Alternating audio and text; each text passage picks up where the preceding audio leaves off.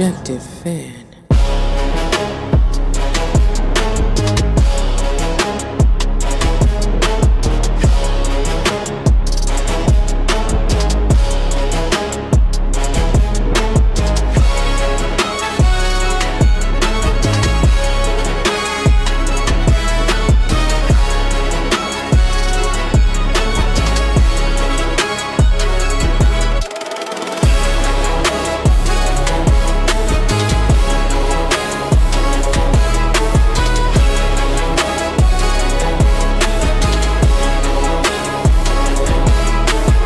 The objective fan. What's up, Knicks Nation? Welcome to the show. And as always, we have a whole lot to talk about. So, we're going to get to Wendy's comments today. He made multiple comments. But I wanted to ask you guys a question. Is Knick Nation really concerned about Karl Anthony Towns' future and his upcoming contract decision? And the Cleveland Cavaliers right now have the light of the league by making a big trade for Peyton Watson. I'm going to give you my one concern about the Cleveland Cavaliers. Of course, Wendy, okay, I almost said Wemby, but Wendy made some comments about the Knicks championship core and why potentially he thinks we won't be able to keep them together. And now that the Cavs have done their move, they made their move, they struck while the iron was not hot, but they made a move.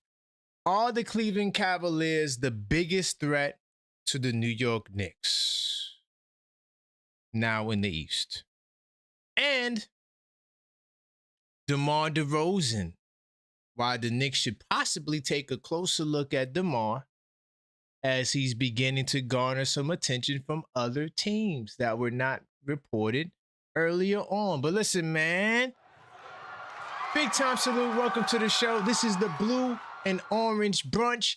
I am your host, Karan Pierre, the Objective Fan, and I'm straight out of Kings County, New York City's finest. Man, you know the vibes.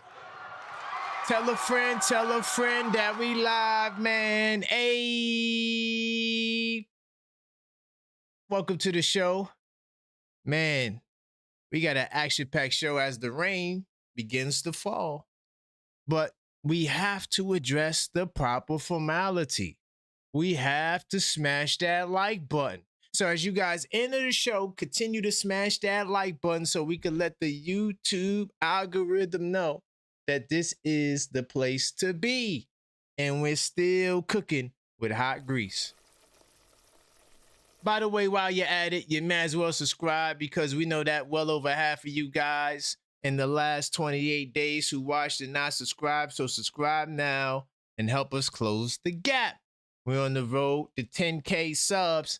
Each time we reach new subscriber milestones, we do have special giveaways. So all you have to do is subscribe and hit that bell icon so you could be the first to know when the next giveaway will begin. Welcome again, Knicks Nation. What a day, man. The Cleveland Cavaliers made their move. Let me see what we got in the building. Salute to Sohan Williams. What's good? Mellow Mike. What's good? Joseph, hopefully doing well today. Yola, big time, Yoel, facts, big time salute to you. Marie B, OKF Nation. JJ, OKF Nation, what's going on? Knicks Connection, big time salute to you and thanks for the jewels. All right, who else we got up in here? My man Mellow Mike, what's good? The Westchester Knick correspondent, man, continue to smash that like button, all right? Now, a couple of things I want to announce. Yeah, we will be back tonight. I already scheduled the show because there's a lot of topics, stuff that I didn't get a chance to get into yesterday. All right. So, but we will continue the activities tonight. Of course, tomorrow, if it's not raining, because I see the rain It's falling outside right now. If it's not raining tomorrow, I'm gonna do an objective fan hoops. All right. If not, we'll try again Saturday. Okay. What else? We got. Well, I'm not sure if NBA Saturdays are gonna return, but we will have content for Saturday. Also, members only Sundays will return, and I don't know. We may have to look back into the finals this Sunday. What else I want to say? Of course, that New York edition is still available for pre-order.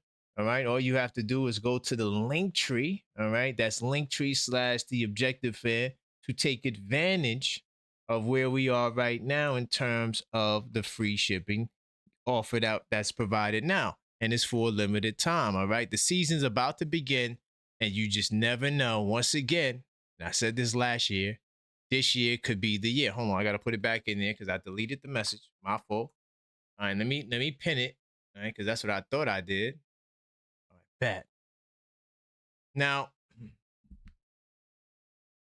man, there's a lot to talk about. We could start with. Do y'all want to start with the Cleveland Cavaliers? We can start there. All right. The Cleveland Cavaliers made their move. Okay, and they got a really good player. I like Peyton Watson a lot. All right, and you know what we'll do? We'll start with the deal. Let me go to research mode early. All right. And let me get my browser up. So we'll start with the deal, the details of the deal, how they pulled it off. I think that their front office did a good job here. This was a really, really good move. And honestly, it shows where we are in the apron era, how you have to navigate today. Right now, you guys can let me know what you guys think about the move. I already know a lot of you guys are super nicked out. They're still trash, this, that, and the third. I don't understand how, giving a team props or just acknowledging what they're doing is you being, like you can't do that and still be a Knicks fan. Like we got to just be, everything is, the Knicks is just the greatest ever, 82-0. Nobody does nothing besides the Knicks. Yeah, the Knicks rock. Right? But no, I think this is a good ass trade. And I'm going to tell you why. Now, this is the details of the deal, right? It's very, very crafty because you got to understand the Cavs were a second apron team and they were on the threshold. Sorry, let me just make this look better. They were on the threshold of being a second apron team again, but they had to pivot and they had to make moves. Like I told you, this year there will be no second apron teams. So when I told y'all about Dolan's decision and y'all was coming for Dolan, he's being cheap and da-da-da-da. I guess the whole league is being cheap. But the true problem and the issue is this second apron. It is crippling to teams who want to build and continue to add to what they were doing. With the second apron, you have to detract or be crafty the way Cleveland did and trim the fat. Now, look, it was a 3-team deal. And they were able to acquire the service of Peyton Watson, who is a phenomenal player. All right. Hold on, just to show y'all how real I am about this 82 nights life. Okay. This is my 82 nights. This is the prototype. Nobody's 82 nights look like. Do you see how thick that is? This ain't the history of the New York Knicks. This ain't the Knicks from the 70s and the 90s. This was last season. And Peyton Watson was in my player to watch list. I'm going to get back to that in a second. Right. But Peyton Watson is nice. I'm just telling y'all right now. He's honestly, like, if I could compare him, he's like a young OG to me. 6'8", 200 pounds. He could play. Hold on. Let me show you something. All right. Now, they had to get rid of Max Strus and Schroeder. Now, I've been talking about, if you guys watch the show that we were doing, is called NBA Saturdays. I was breaking down a lot of this stuff, man. I told you that the Cleveland Cavaliers had to move Strus and Schroeder because their payroll was outrageous. So I just want to show you the craftiness of the moves. So they initially traded Schroeder for Trey Mann, right? Now, Trey Mann makes around $8 million. So they saved $6 million on that deal. Now, with this deal, what makes this deal clever is the fact that they were able to trade Max Strus and Trey Mann, send him back to the Clippers, and now they freed up a lot of money. Okay, and this is the incoming salary, $25 million as opposed to the $30 million that you can see here with Strus contract. See that 16? You see Schroeder 14. So the $30 million, right, plus Trey Mann. If you add Trey Mann, that's an additional $38 million. They sent out $38 million and returned $25 million in a very clever 3-team deal to facilitate the services of Peyton Watson. I thought it was a fire move. All right. Now, they have $35 million in space. Check that. No, they don't. They have $41 million in second apron space and approximately $27 to $28 million in first apron space. Thus the deal for James Harden. How they were able to navigate that. And let me get the information on Harden. They gave Harden a 3-year, $97 million deal, right? So they freed up an additional $30 million to sign James Harden to this $97 million contract, all the while, and it has a trade kicker too, which is cool for Harden, just in case they want to come off of him. He'll get a raise. All right. Now, Harden was due a player option, which was $42 million for 1 year. He turned that $42 million into a 3-year, $97 million deal, where the average annual value is $32 million. Smart business, man. And then, let me show you this. The Cavs now, because they did that deal, they are hard cap at the first apron, meaning that the Cleveland Cavaliers will not be an apron team this upcoming season. They shedded the necessary amount of salary in order to maintain their team and add a player like Peyton Watson. Now, I want to say this. This is a clean move to me because they traded away Strus, who was 6'5", for somebody who was 6'8", in Peyton Watson. All right? I thought that, and they got Ken Whitmore too. From the Wizards. Do y'all know who Ken Whitmore is? Like the Cavs made, I ain't gonna lie, bro. I didn't think they had it in them. I really did not. But Strus and Schroeder, both of those contracts were expendable, right? You know, I think that I'm gonna pull up Ken Whitmore for a second. Then I'm gonna go to Peyton Watson. But Ken Whitmore, 6'6", man. I like this dude. He played with Houston. You know, he's not the greatest three-point shooter, but you could always work on that. You know what I'm saying? But I think that he's a good talent to have. He probably won't play much, but I love the moves, man. They got bigger. They got taller. You come off of Strus, you come off of Schroeder, and they got taller because that was their problem. Like, we were just better than them at the guard position. They had a whole lot of 6'1", 6'2", 6'3s, and our guards was just better than theirs. So they traded up. They got rid of some shorter guys because they were playing Strus at the 3. They got a kid in Peyton Watson who's 6'8". All right, I'm going to pull up Peyton Watson really quickly. I like the deal, man. This was a good deal. All right. Peyton Watson, 24 years old. All right. He averaged 15 and 5 off the bench. By the way, he plays defense. Yeah. I got the scouting report on Peyton Watson. Like I said, this brother was in my 82 nights. All right. He was one of my players to watch. I'm going to tell you what I wrote. I'm going to go right to the page, and I'm going to tell you exactly what I wrote at the time about Peyton Watson. I was thoroughly impressed when I was doing the scouting and I saw him. I was like, damn, this kid is nice, bro. Man, he's 6'8". How many forwards do Denver have, bro? And in my mind, I'm like, there's no way they're going to be able to keep all of these guys. Like, there's no way. But, hey, they had to come off for the kid.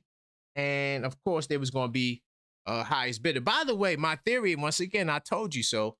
All of this narrative that you could leave your team and get more money, it's a bunch of cap. So when they say, oh, yeah, they sacrificed to stay, no, they didn't.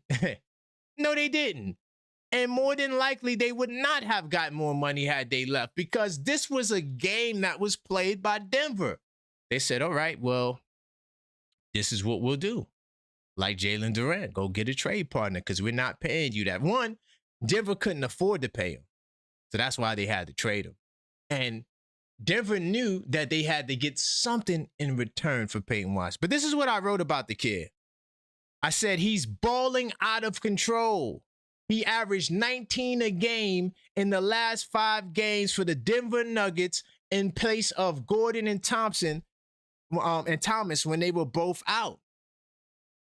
Phenomenal. His game, I'm telling you right now, y'all like OG Anunoby? He is like a young OG Anunoby. I'm not saying he's as good as OG Anunoby. Relax. Oh my God. Please don't attack me. Oh no. Not the beloved OG. Relax. I'm not saying he's better than OG. But I'm just saying he's young. And I think that is the guy. I'm looking for my thingy. What the hell is that? It's cool. I don't need it. But yeah, I think the kid has good upside. This was a really good move. When you're talking about the value of the contract, you know, the kid is very young. He's going into his 5th season. I mean, honestly, bro, they had to do it. I mean, he's starting at $20 million a year. He's getting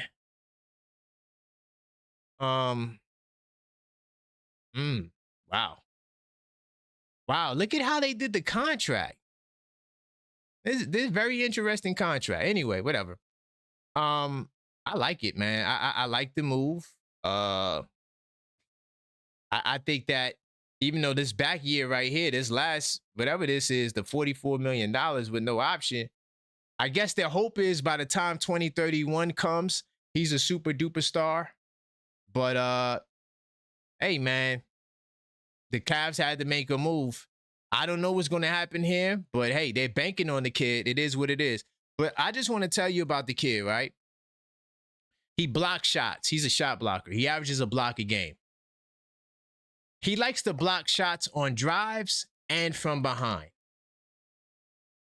He's a good defender. He's not lazy. It's a good pickup. Honestly, I kind of see the vision from the Cavs. So what they're trying to do, they're trying to pretty much protect the paint. They know on the perimeter they're getting cooked. Now, Peyton Watson could guard on the perimeter, but I think his strength as a defender is more help defense and blocking shots from behind. But he can't defend on the ball. He can initiate pick and roll. He is definitely a threat for backdoor cuts. He can score going downhill. He's a good passer too. Definitely an athlete at 6'8", 200 plus pounds. And he's a threat in transition. He's going to be the perfect complement to what Harden and Mitchell wants to do, because you have to watch him, right? You have to watch him. He was getting a lot of backdoor attempts off Jokic's back. Like I said, the kid averaged 15 points. He mostly came off the bench. In Denver, you know, he didn't start the whole year, right? But I think the kid could play, if you ask me. All right. But my one, because now I'm gonna give you my one concern. My one concern about Peyton Watson with the Cavaliers is I feel as though he puts Brunson in a bind. Because now, who do you hide Brunson? Remember, Brunson didn't guard James Harden and Donovan Mitchell. He was guarding Strus and Dean Wade. I mean, those guys, they were solid, but on most nights they were. This kid, he's young, he's mobile. You can't relax on him. I'm just letting y'all know. You can say what you want. You could be super duper nicked out. I'm telling you, I watched the kid. He's in my players to watch from last year. I was like, this kid can ball. He is a ball player. And honestly, I think this puts the Cavs in the top 3 in the East. I think it's a solid move because you got to think about it. a lot of you guys think that we have chemistry and all of those things.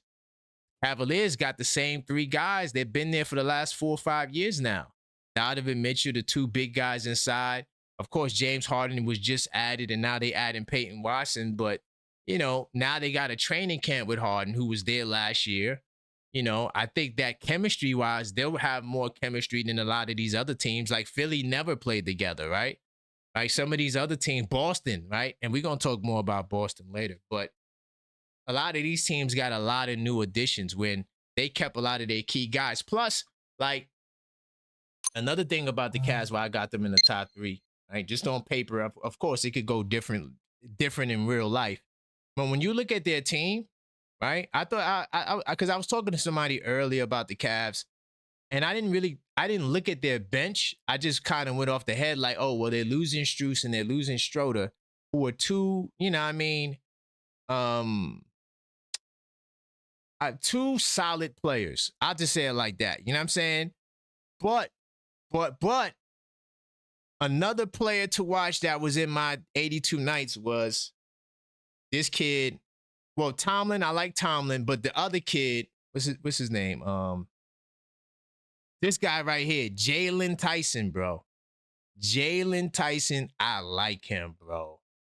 He can play. Now, I think they should have got rid of Sam Merrill because now they still got a lot of two guards. You know what I mean? They drafted Malik Thomas. They still got Tyrese Proctor. They need more size, but I mean, that could easily be addressed. All of these guys have tradable contracts. So you could easily trade any one of these guys to get somebody taller, right? I think that would be my only knock. Thomas Bryant is not going to be enough.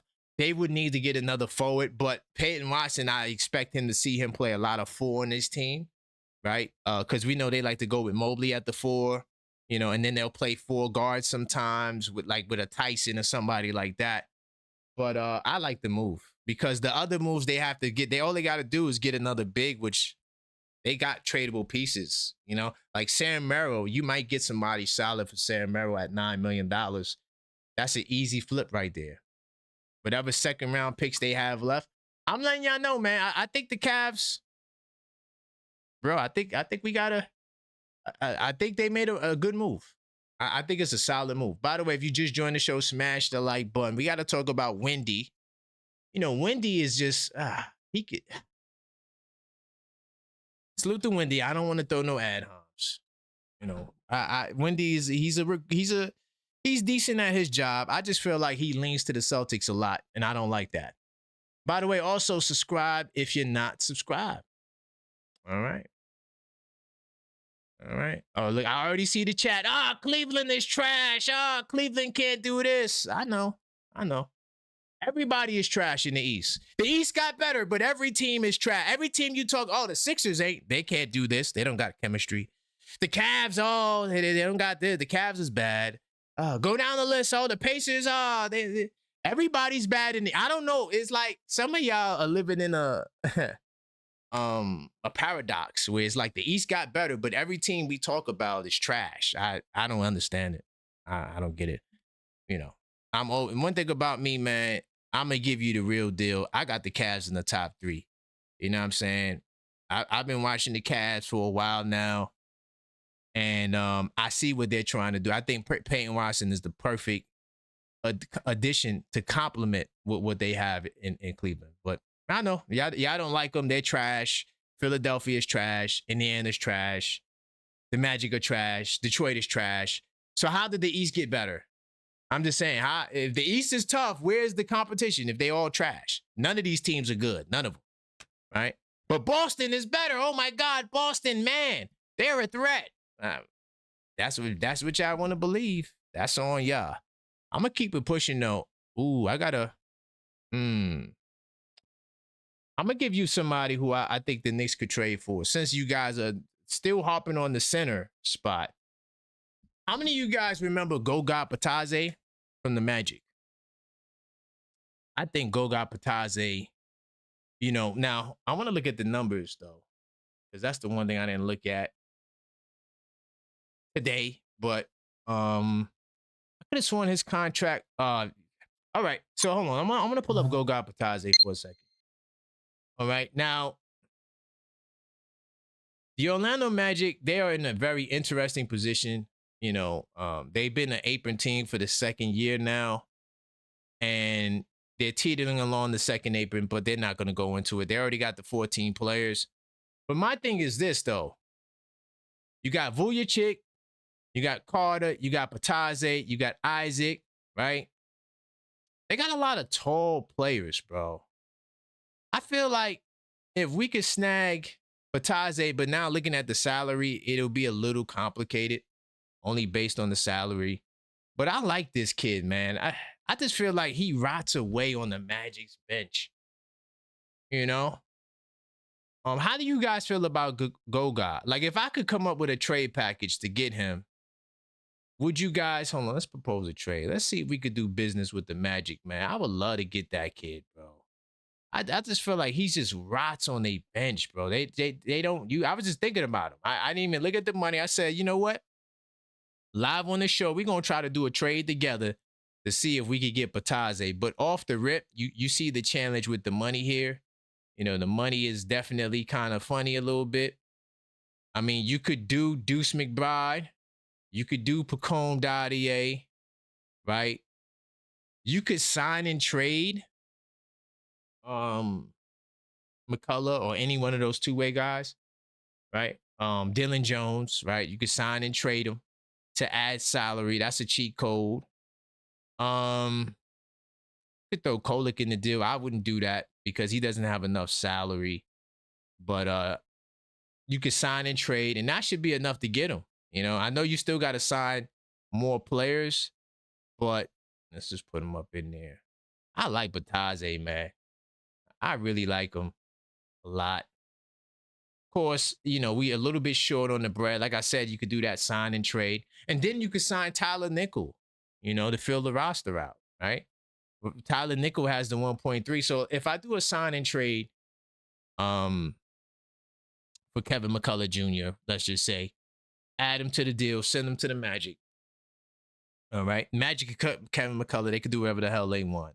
But I get Goga, man. Y'all not feeling Goga? I just like Goga. Maybe I'm just being biased to Goga. I just feel like he just rots away, bro. Anytime he plays, he puts up good numbers. He can block shot. He can rebound. I mean, yes, it's the last year of his deal. So, yeah, you risk losing him. But you're going to lose Deuce McBride anyway. And Pacome Dadier, what are we doing with him? Or do we hope he turns into something? I don't know. But Goga is a guy that I was interested in a lot. Hold on. I had an article that has some other centers as well. Let me see. Let me go to do this list. But I like Goga, but the money doesn't work out. I mean, you could make the money work, but I don't think the Knicks would realistically do that. Nick Richards is still there, even though he's working out in Miami. I don't know why they didn't just sign him. But Goga, this is where I saw Goga as well on this list. Let me see. Kevin Love is too old. Batum is too old. Jalen Smith is an interesting name. I don't think we would have enough to get Jalen Smith. And then I don't know if the Bulls will be interested in Deuce McBride. Oh no, hold on. Let me go to Chicago. Let's see, what was his contract again? Yeah, he makes way too much money. Yeah, we don't have a prayer's chance in hell again, Jalen Smith. But the Lakers do. I think the Lakers get him. Let me go back to this list. Who else was on there? But Kevin Love, no. How you guys feel about Isaiah Jackson? How you guys feel about? Do y'all remember who Isaiah Jackson is? He played with the Indiana Pacers. I'm gonna pull him up really quickly. Isaiah Jackson. All right, let's take a look at his. I know he's kind of injury prone. Like he missed a lot of games, a lot of time with injuries.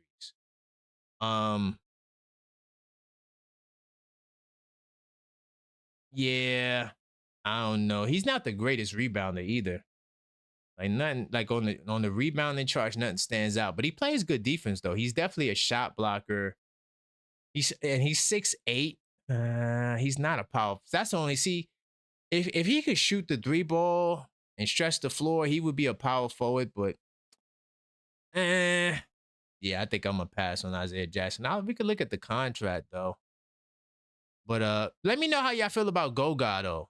Because Goga is the guy who I really, who I was thinking about. There's a way to get him. I mean, you gotta it's a stretch, but you could get Goga. It is a stretch though. I'm not gonna lie. But if there's a will, there's a way. Hold on, let me where's Isaiah Jackson at? Is he a free agent? Hold up. Is Isaiah Jackson a free agent? Hold up, let's pull it up. Go back. Oh, did he get traded? Was he a part of that trade? Hold on, let me see. Tell you right now. Oh wow, he might have been traded. All right, let me go to the Clippers. He might have been in that Benedict Mathurin trade. Let me pull it up.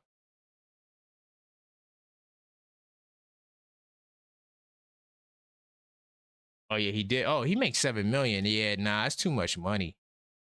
Nah, that's too much. Nah, I'm not doing it. Yeah, hell no. Yeah, that's a negative, dog. Yeah, that's a bad trade. I didn't realize he made that much money. But these are some centers that are available that, people are looking at. Oh, so Sports Track messed up on the contract. Because I was like, yo, I thought it was 4 years, 88. All right. Well, what do you guys think about that, man? All right. Let me know what you think, man. Continue smashing that like button, man. Go guy for Zeus makes 0 cents. All right, y'all not feeling it. Huh. Okay. Y'all not feeling the Go guy for Deuce trade. I thought, yo, honestly, bro, Goga could play, bro. It's just that he's behind you got Wagner, you got all these guys there. The Magic got like 8 7-footers on their team. So like it's hard for him to get light. I was just trying to get the man off the bench. You know what I mean? I'm just saying. Man. Okay. All right.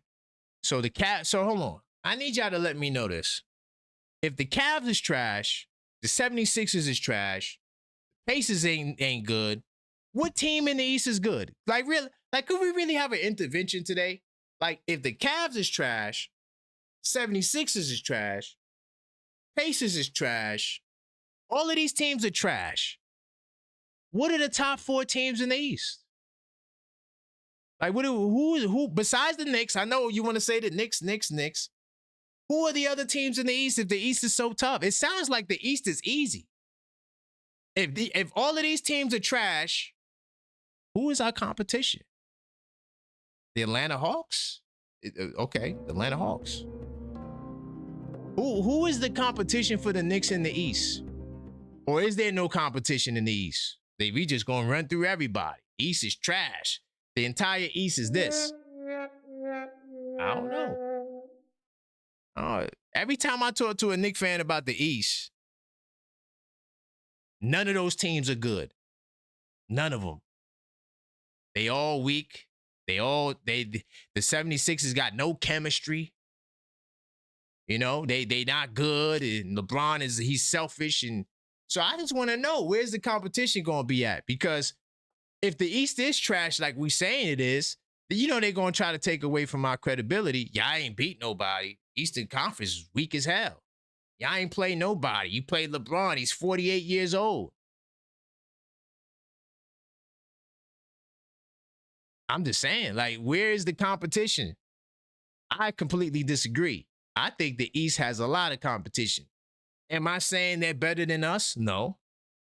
Am I saying the Cavaliers is going to beat the Knicks in the 7-game series? No. But to act like the Cavs didn't get better with this deal than Max Strus and Dean Wade, man, Peyton Watson is better than anybody they had at the 3. I put Peyton Watson ahead of Hunter too. Because what the hell did Hunter do? Where is Hunter right now? Did anybody know where the hell DeAndre Hunter is in the world right now? I'll wait. Where the hell he at? What he doing right now? We gonna see. I want to talk about Wendy though. Then I'm gonna get to the phone lines. If you do want to call up, you can 646-995-8389. All right. I got a lot of smoke for Windy, man. I feel like Windy, man, like he just loves the Celtics, bro. Like he always is like, dog, it's like every year, yo, the Boston Celtics and man, Boston, they're incredible. What are we gonna do? Every year, this guy is just like the biggest Celtic cheerleader, bro. Every year. Even when the Knicks were up 3-1 against the Celtics, I never forget it. Windy went on ESPN and he was like, yo, Celtics have a chance to come back. I just believe in Boston. I'm like, damn, dog. Gotta be on the payroll. He has to be on the payroll. I'm gonna start there. So this is the first thing I saw. The first of Wendy's comments that I was like, what the hell are you doing, Wendy? Like seriously, like what? Everybody and their mama, and this is the crazy part to me. Everybody and their mama would say that the Celtics lost on the trade for Jaylen Brown. Can we at least agree on that? That the Celtics did not win that trade. They got PG for Jaylen Brown. Can we agree on that? Or are we going to say, well, no, Jaylen Brown was toxic. Oh, no, Brown was toxic, so that's why they traded him. That's not why they traded him. They traded him because they didn't want to pay him. Not because he was toxic. But how many of you guys could we agree that Paul George is not as good as Jaylen Brown? Could we at least agree on that? Could we at least say, I know y'all think the Sixers are trash. Y'all don't like LeBron. He's the worst ever. I know. But could we at least say on that deal, the 76ers made an upgrade? I think we all could agree on that, right? Please. Can we all agree on that? Hold on. They asked me to disable my ad blocker. Hell no. Not disabling nothing. Anyway, nonetheless, are they going to hate? It's cool. I got a solution for you. All right. No doubt. This is what I'm going to do. I'm going to come out of research mode. They don't want me to read Wendy's comment. Okay, cool. I just go into a different browser. No, I don't want you showing me ads all goddamn day just to read an article. Very annoying. I know that's how you get your bag. I know. Hold on, let me just read it on the back end. I could do that. All right, so this is what Wendy had to say. So Brian Windhorst predicts that the Boston Celtics will have more regular season wins than the New York Knicks.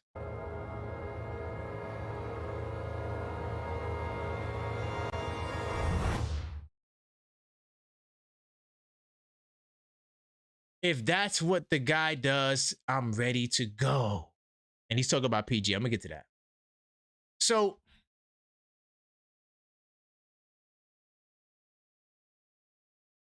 because I hear a lot of y'all say this too. And you know what I think? I know what it is. A lot of you guys still got love for Mitchell Robinson. And it hurts you to see him say, Jason Tatum, them sad ass songs. I get it now. I see, yo, guys, yo, this website has mad ads. Whoa. Anyway, I get it. You guys have love for Mitchell Robinson. So that's why you think the Celtics are good. They got Mitchell Robinson. They're going to be better. That's what it was. Because I was trying to figure out why a lot of Knicks fans still think the Celtics are going to be good. I just couldn't. And I just thought about it. That was my breakthrough. Y'all low-key, subconsciously are rooting for Mitchell Robinson. Whether you know it or not, that's why the Celtics look good to you. Because if you ask me, yeah, the Celtics, they're not going to be that good. Nah. Nope. I have no faith in the Boston Celtics. I don't think the Boston Celtics are going to make the playoffs. Yeah, I don't think it's going to happen. Nope, I don't. They got 3 injury-prone players. Since y'all like to throw that injury-prone word around, I just figured I'd use it the way y'all would use it. They got 3 injury-prone players. They got no chemistry. It's a new team, right? We like to throw the chemistry word around a lot. They got no chemistry. They got a brand new team, new players, new starting lineup. Jason Tatum coming back, trying to reconfigure themselves. They still trying to make low-key additions in Boston, right? Brand new team. They got no chemistry. To me, I feel like they traded away their best player. That was Jaylen Brown. Anyway, so Brian Windhorst on some podcast, they had a discussion about the Knicks and the Celtics. All right. And this is what Wendy had to say, right? I think the Celtics, for various reasons, are primed to have a good regular season.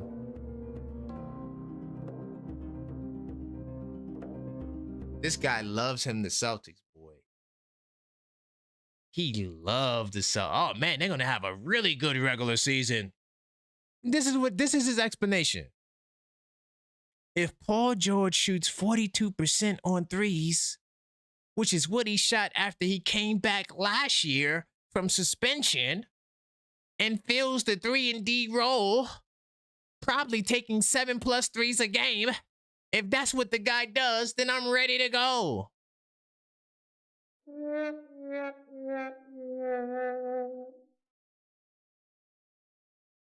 Paul George can shoot 40% from three. There is no world with Paul George at 36 years old, you're going to tell me he's going to do more than what Jaylen Brown does. It's not happening. And then when talking about a 3-and-D role, now seriously, salute to PG. PG was cold. In his prime, PG was one of the best top two. Matter of fact, in the 2010s, PG is like a top 5 two-way player, in my opinion, in the 2010s. 100%. I can't take away PG's credit. Phenomenal player. But today, in 2026, you comparing PG to Jaylen Brown? That's what we doing? Like we really saying that because PG is going to shoot 40% from three, so that automatically means they're going to win more games than the Knicks? And this is the analysis that we got to get about basketball? That's a basketball conversation? Like, seriously? Like, one player shooting more threes? That's why they're going to win? Really? He had more to say about the Knicks. He talks about the law of averages will catch up to the Knicks. And this is the most insane part about it. Like, yesterday's show went off the rails. But the one thing I did was I don't put myself in a position where my argument can be used against me. Like when you're arguing the point and you're putting down somebody else's point, do not contradict yourself by using a standard that can come right back at you. Because this is what he says. The law of averages will catch up with the Knicks' health. Meanwhile, Wendy's talking about Jalen Brunson playing 74 games last season, which is the third most he's played in 8 seasons. He also pointed out that Towns, OG Anunoby, and Josh Hart all had relatively healthy seasons despite missing games. Wendy doesn't think that the defending champs can keep that up next season. So this is his rationale for putting the addition to PG shooting the threes. That's what he had to say. Part of what I'm pricing with the Knicks is I think that just the law of averages, I think they probably won't be as healthy as they were last year. Not saying that Boston's going to be a better team.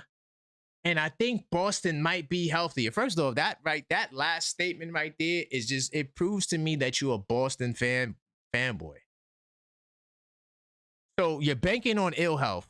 Why do we got to bank on ill health as a reasoning that a team is going to be good? Why do we do that? I want the team to be healthy. In my example, I always talk about why we going to beat your ass. I want you to be your best. I want the Celtics to be the best Celtics they could be. I don't think they're going to be good. But the thought process of the law of averages catching up to the Celtics, but to the Knicks, but can't we think the same thing about the Celtics? And was it Mitchell Robinson? Wasn't that like the most healthiest year he had in like 4 or 5 years? What about the law of averages catching up to Mitch? Isn't he due for another injury according to Wendy's logic? Or Wendy's logic? What about Paul George? He missed 25 games to suspension, but we know Paul George is known for getting hurt too. What about that? What if your man who has to shoot 42% from three, what happens if he gets hurt? What about the Celtics injuries? I think Boston might be healthier, so you're banking on health, and that's why you're picking a team. That's crazy to me. How is that basketball talk? We're talking, everybody knows injuries will change the outcome of a team. Why is that even a factor in the conversation? Tatum will play more games, hopefully. Now, it's hopefully the other injury-prone player, he'll play more games. Dude. The Boston Celtic apologists to me are the worst. Because they're going to come out with all of these alternatives that's just insane in the membrane, out of this world. I don't understand it. It's crazy to me. But the logic is flawed. It's flawed. Paul George makes threes. They're going to be better. Jaylen Brown didn't make threes. Paul George is still a 3-and-D player. Age 30. Who's he guarding? At age 36? He's going to take the pressure on off of Tatum? Tatum going to have to play defense this year. That's a fact. Tatum? See, Brown ain't there to do your dirty work no more. Because Brown took all of those OG Anunoby-like assignments. Brown is gone. Now, Tatum got to take that work. When Tatum was just to come up the court, dribble, shoot fadeaways from 30 feet out. Insane, bro, but I ain't done with Wendy. Because Wendy also questioned the Knicks. Well, this is why I asked y'all the question, and I need y'all to answer this question. Let me put this on the screen as well. So, I think it's the same website, so I might not be able to show the ads. Let me see. They might hate on the ad blocker. So I'm just going to read it from here, too. This is from the Basketball Network. All right. So look. Brian Windhorst reveals that fans are worried about Karl Anthony Towns' future with the Knicks. All right. I'm good. All right. So that's my question for you guys. Are you guys concerned about Karl Anthony Towns' future? Because I know on this channel, and on this show, we all believe that Cat is going to sign for the discount. We just don't know how much of a discount. But we all, for the most part, think this Cat situation is going to be squared away. But Wendy, he reveals that Knicks fans are worried about Towns' future. And the great revelation from Wendy.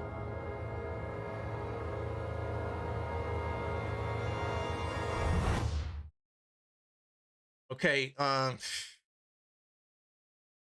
there's a growing concern amongst New Yorkers that they could eventually lose their champion center the way he lost his primary backup, Mitchell Robinson.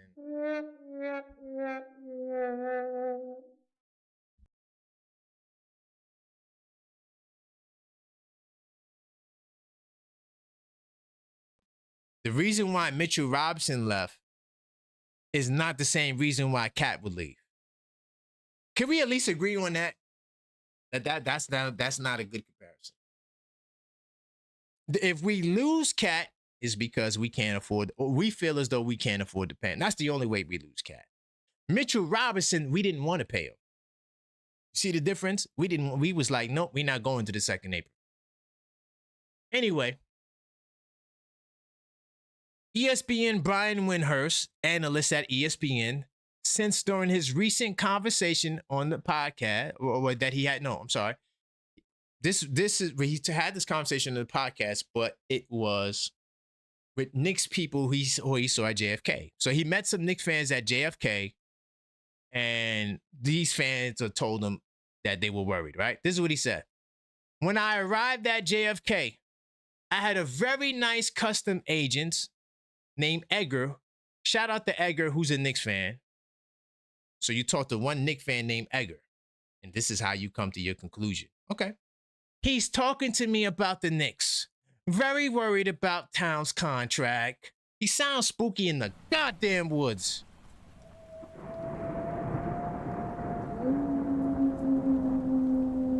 Sorry, Edgar, you spooky. A very, very grounded Knicks fan. How you know he's a grounded Knicks fan, Wendy? How you know that? How you know that? You know, very happy about their win. Still basking in the glory. But, you know, worried about losing Mitchell Robinson.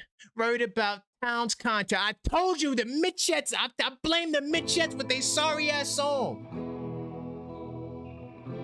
So now he talks to one Mitchett, and now he knows that all of Knick Nation is concerned.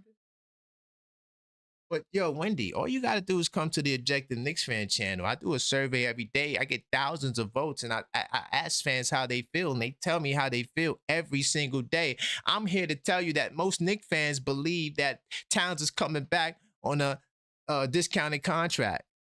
That's what most fans believe.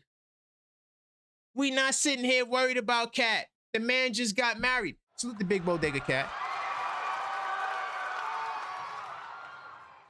But I get it. It's the off season. You don't got much to talk about. So, we just got to go off of these tangents and just make stuff up and create a narrative that Knicks fans are concerned. And then Knicks fans come, they watch that crap, and they come want to talk to me about the crap they seen on ESPN and all these other places. And to me, it's just ridiculous. So this is where he gets his information from. He talked to one fan. That's like me saying, I talked to one Detroit Pistons fan, and all of Detroit Nation is concerned about the Knicks. Say what? I don't give a damn how grounded this guy is. How many Knicks fans does he even talk to? How does he speak for us? So then, Wendy, on the same show, right? I'm just assessing his comments. And we're going to get to them phone lines, 646-995-8389 if you want to talk about Wendy. But this is the next thing that really triggered me. I ain't going to lie. I was triggered. Hold on. What is the triggered soundbite? Oh, yeah, I got it. Oh, there you go. I was triggered. So I saw that. I said, oh, God. Because the first two comments, I was like, Wendy don't know what the hell he talking about. I'm going to let that slide. Then when I saw this, Wendy says, it could be the beginning of not being able to keep its core together when talking about the Knicks struggle to keep their championship roster. Now,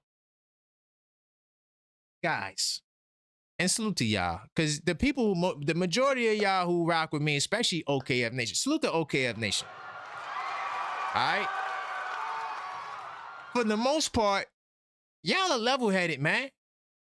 Y'all are on point. I'm telling you right now, OKF Nation, y'all are on point. So think about this. Let's really think, and this is why we have to continue to think outside the box.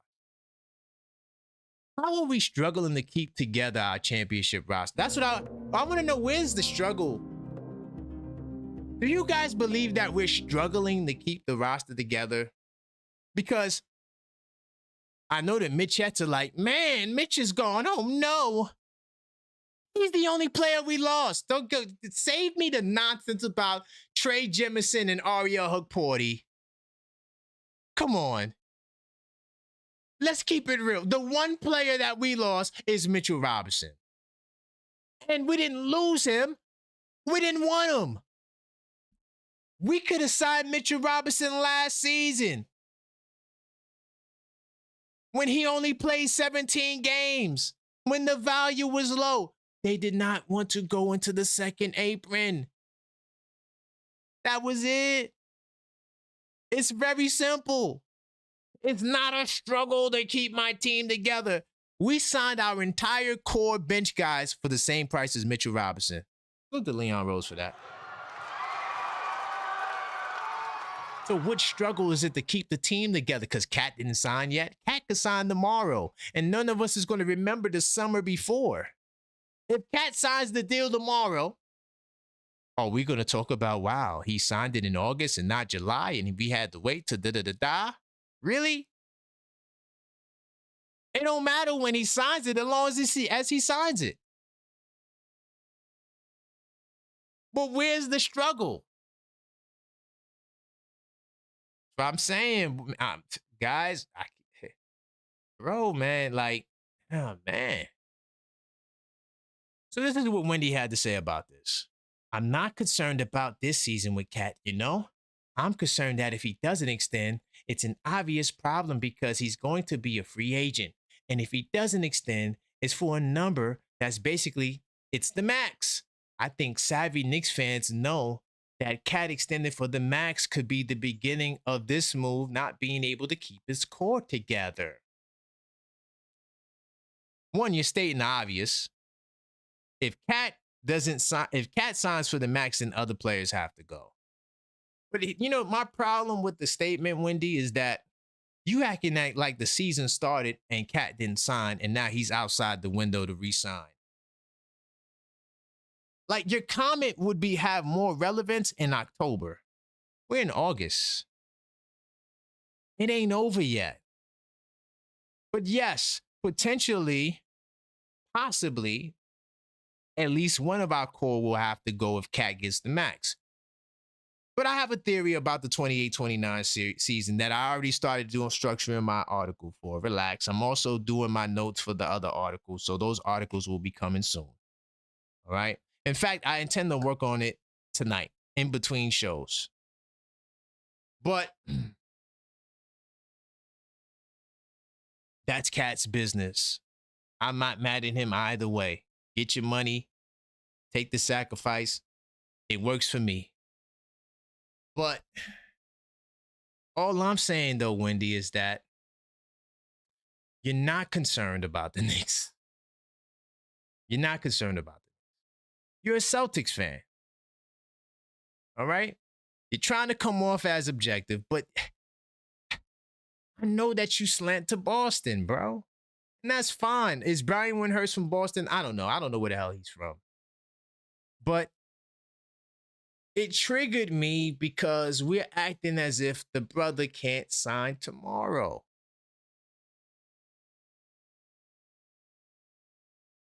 For a discount. And by the way, Cat hasn't said that whether he take the discount or whether he won't take the discount. Please save the Shannon Sharp show. He wasn't a Knick, and it was a hypothetical. It's a difference between the real world decision and the hypothetical. So you could quote Shannon Sharp if you want. It's an interview. The bottom line is we don't know what the hell Cat's going to do. But I support him in whatever decision he decides to make because he got us the championship, dog. I'm not obligated to do nothing else for you. Pay me my money. I went over the big money that they generated last season. The $2.1 billion in revenue that was generated for their partners. So you could go to hell with a sacrifice. That's just me. I'm not saying that's what he's saying. But more than likely, I do think he's going to take somewhat of a sacrifice because I think that there's a master plan. And I think that they're all going to work together, right? Because I think it just makes a lot of business sense for them to, right?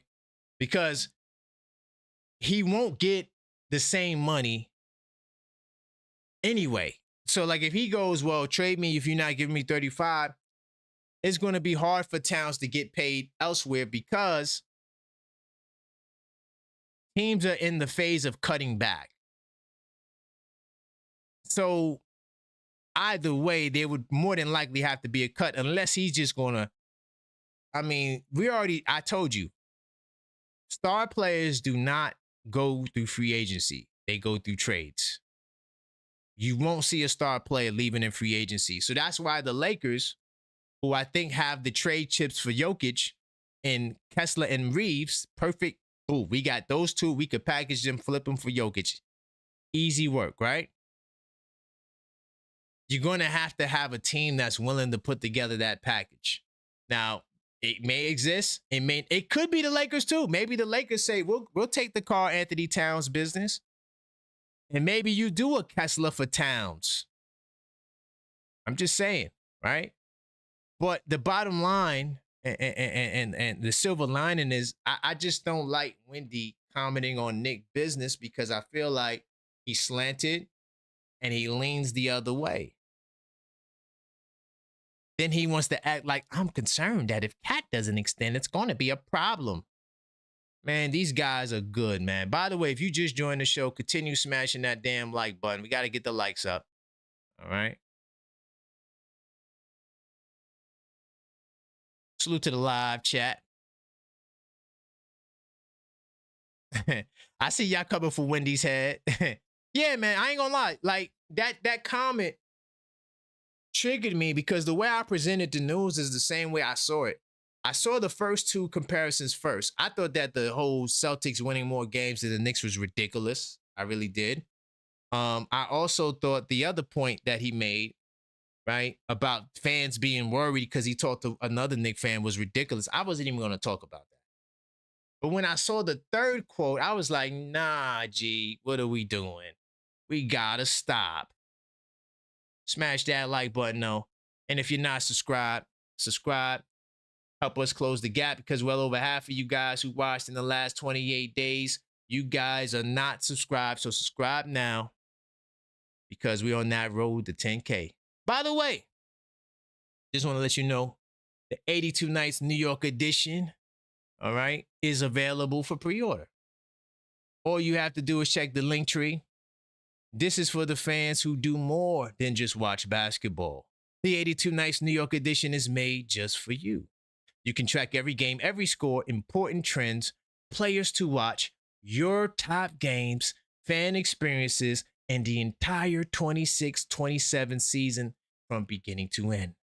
All you have to do is pre-order now and take advantage of the free shipping for a limited time, and you will receive your journal right before the season begins. All you have to do is check out the Linktree /The Objective Fan, and reserve your comment today.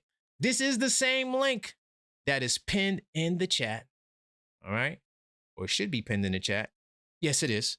And it's in the description of the video. Big time salute to everybody who placed their orders. And I look forward to seeing all of you guys inside of the 82 Nights Club, man. So hit them phone lines, all right? 646-995-8389. Call up. Let's have a conversation. We got some things to talk about. Did I get some break? Oh, that's the football guy. So we had some news. And the last news I see from Shams is James Harden. You know, I got my eye on the scope right there, man. I definitely have my eye on the scope. Let's see how it goes. All right, let me see who we got in the queue. And keep it moving. If I miss your call, I will call back.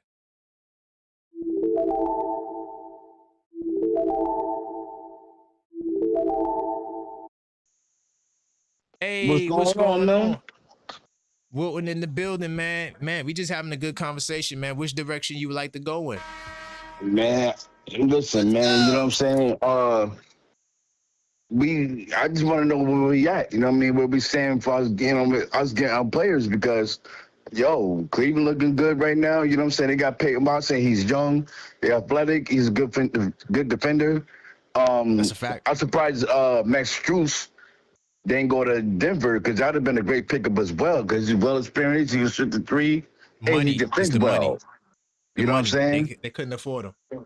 So I mean, I would love the Knicks to have Max Strus. You know what I'm saying? Because he's an excellent defender. He can score. Man, I would love to have him on the team. But man, I know we need size. You know what I mean? Definitely we need size, man. You know what I'm saying? I want like somebody like Khalil Ware. the Abate. You know, why we not making any moves right now? You know what I mean? I'm tired of watching everybody make moves and we ain't making no moves. Mm-hmm. You know what I'm saying? And then, you know, what's up with Cat? What's up with Cat contract? Is he staying or is he going? You know what I mean? What's going on? Why is it that we won a championship and we have all this money, but we can't pay our players? That don't make no sense. You know what I mean? We're supposed to be a deep team, a deep threat. People, you know what I'm saying, really making moves to come out of us. I want to be ready. You know what I mean? I'm going to be ready. I want to smoke with everybody. We got unfinished business. So who concerns you the most? Not to say that they better than us, but who concerns you the most? Is it the Sixers? Is it the Cavs in the East? Is it all of them? Like, what team do you think would be a threat? All of them that's really making moves. And then that's really, you know what I'm saying, I'm thinking about the Pacers too. Halliburton coming back, you know what I'm saying, so how he looking. We got unfinished business with them, and I want to smoke with them. Oh, you know what I'm saying? I need it bad. I want to smoke with them. I want my revenge. 100%. So yeah, I'm just, you know what I'm saying. I'm just why, you know what I'm saying. We not jumping on opportunities where, you know what I'm saying, we can shine. You know what I'm saying. I want young talent. I need power forwards and I need a 7-foot center. You know what I'm saying. And you talk about getting ready to dudes. No, keep dudes. You know, get that cat Leon Roberts from a G League. He's a 7-foot cat that can play ball. He can shoot the three. And he can defend a rebound, and he's young. Utilize him, sign him. Okay. I'm not mad at that. I'm not mad at Leon Roberts on the 2-way. I think that would be solid. Yeah, Leon Robbins on the team, and give me another, you know what I'm saying, young talent. Seconds. You know what I mean? We need to get younger, man. We have to get younger and more athletic because we need to keep up with these young boys. As the young boys lead now. But I know my time is up. Salute, brother. Thank you, Wilton. You know what I'm saying? Big time salute. Be blessed. Thank you, family. All right. It's my man Wilton right there. Honestly, I echo a lot of his sentiments. I think the only pushback I would give him is I would just say it's not Dolan not paying. You know, it's not the money that's being generated and they don't want to pay. It's the second apron.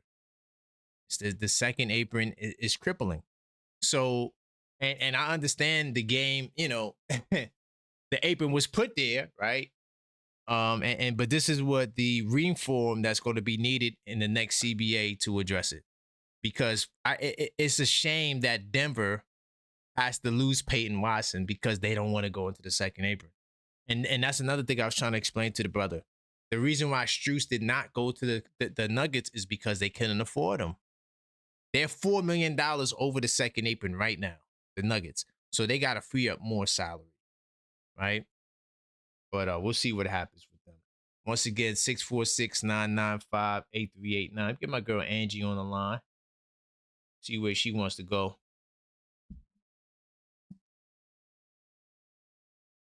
And I need that fade with the Pacers as well. What's good, Angie?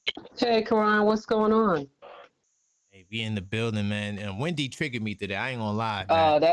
That's what made me dial. That's what made me dial a number. You know, it's like, Wendy, you need to just go sit down somewhere because you have no voice for the New York Knicks. So I dare you to try and stay relevant by putting the Knicks in your mouth. That makes absolutely no sense to me. You know, and what's happening, you know, on a wider scale is that, you know, the Wendy's of the world, they're becoming more irrelevant, right? And so, we're tuning in to listen to the Qurans. We're tuning in. We're not, you know, we're not even cutting our TVs on, Harley, at all. Yeah. And so they're realizing they're becoming so irrelevant. And, you know, anytime I looked at Wendy, I'm like, yo, dude, you look like you never even bounced a basketball in your life, in your whole life. So you are not Alan Hahn. You are not Ian Begley. You have no inside information, nothing about the Knicks. Talk about the Cavs, who you spend. Okay, I'm done with that. But I'm going to say this. I got you. Cat, I'm not concerned about Cat. I think, you know, Cat is a very smart man, just like Brunson and the rest of our team. I think it all goes hand in hand. Whatever Leon is cooking up I think Cat is taking that into consideration. Cat does know his value. He knows his worth. And I'm never going to, like we always say, I'm not in your pocket. He knows his worth, but Cat loves New York City. This is a New York kid. So, but we've been saying, we have to get better. Every team is getting better. Cleveland is getting better. And like you said, we cannot be just on, hey, we still celebrating on this high, but no, every team is getting better. Atlanta is getting better. Philly is getting better. Everybody is getting better. So we have to, it's not our first five. Knicks fans, it's the second five. We have to get better. It's a 48-minute game. These teams are preparing to play us for 48 minutes out the gate. This is a season that Brunson, Towns, they've never experienced. They've never experienced championship. This is a world unknown to them, foreign to them. And so we have to, it's not an option, but we have to come 10 strong deep. And our bench, I love the Drummond. I think that was an upgrade, like you said, and the ones we saw. But when I compare our second five to all these upgrades that these other teams are doing, Cleveland, Atlanta, Philly, no, we're not competing right now. We're not competing in that second five that I feel so confident.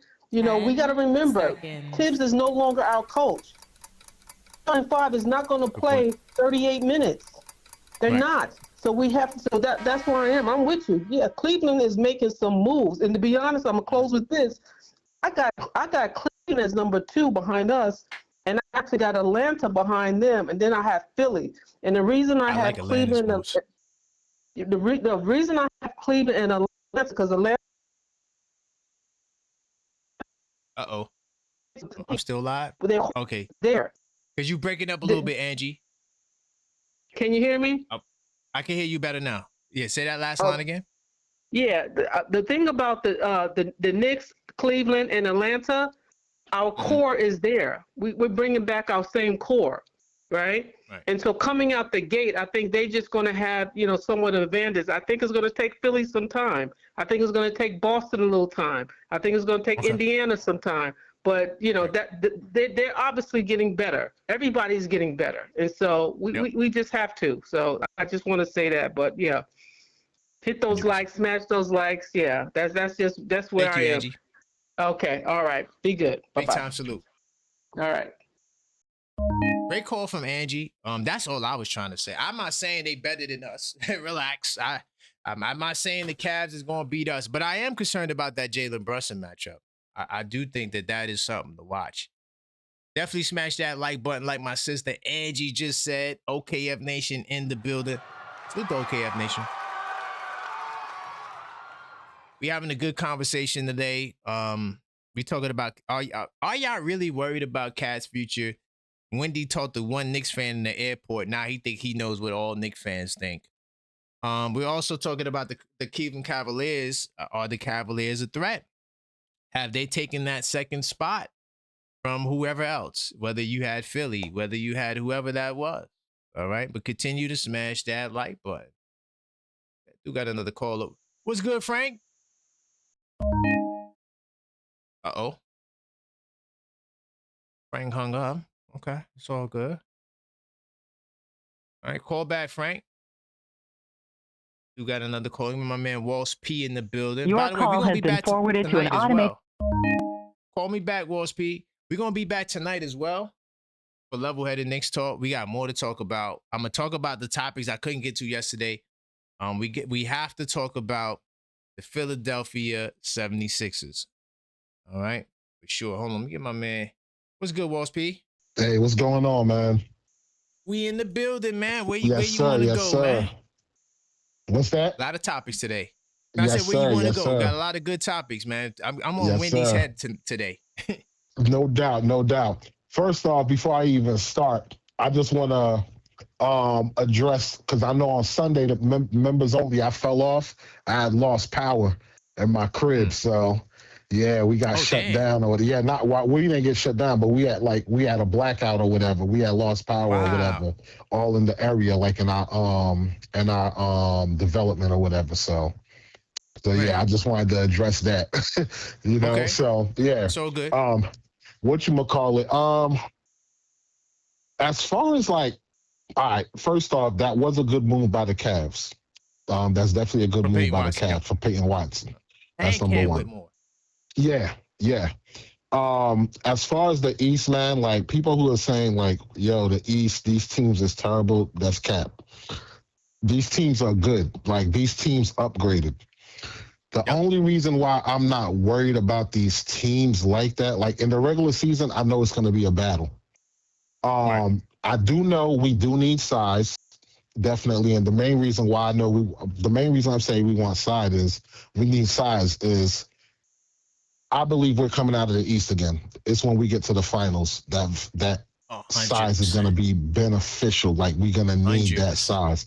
And of course, you're going to play against grown men this year too. Yeah, it ain't gonna be the pups. They're not coming back. Of course. Like, and the thing is, the size will help us out in the regular season. It'll position us better. But even if we don't get a big or something, we'll still push through. It's just gonna make the journey that much harder. Yeah. Now in the playoffs, when it comes to the playoffs, I know everybody's saying the teams got better and everything like that, but these teams have two components that we don't.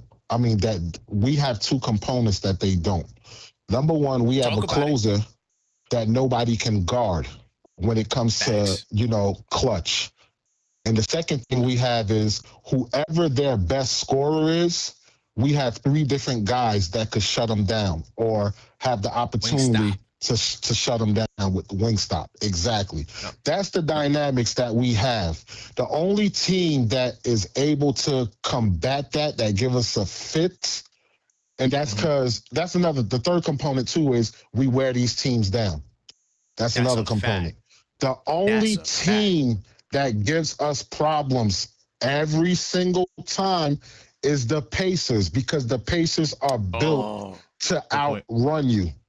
They're built to outlast you. That's why the Pacers always, year in, year out, give us problems. So when it comes to the playoffs, that's the only team I'm worried about. Now, is that to say we can't lose, like Philly got a chance to take us out? I'm not saying they don't got a chance to take us out. Anything can happen in sports. But the 100%. Only team I see a threat to us getting to the finals is the Pacers. That's really it. Unless there's like a dramatic shift, as the season go on or whatever, and something happens. Some crazy happens. Jokic goes to exactly. Philly or something crazy like that. Yeah. Exactly. But yeah, that's where I'm at. Like, I stopped banging my head on the wall, wondering like what big we're gonna get, this, that, and the third. I'm like, you know what, man? I'm gonna go crazy trying to figure it out. I'm just gonna wait and see what Leon Rose do, and just let the chips fall where it falls. You feel me? So I got you. Man, and you know what? That's the smart thing to do. Like, but like people are freaking out. So that's why every show I gotta have a center target. I feel the pressure. Every show I gotta make. That's the only reason why I brought up Goga's name, because I'm like, maybe that'll make him feel a little better. Because everywhere I look, you don't have a center, and I know a lot of them are, Mitch Robinson guys. You know what I'm saying? Yeah. We'll be all right. I think Leon got a plan.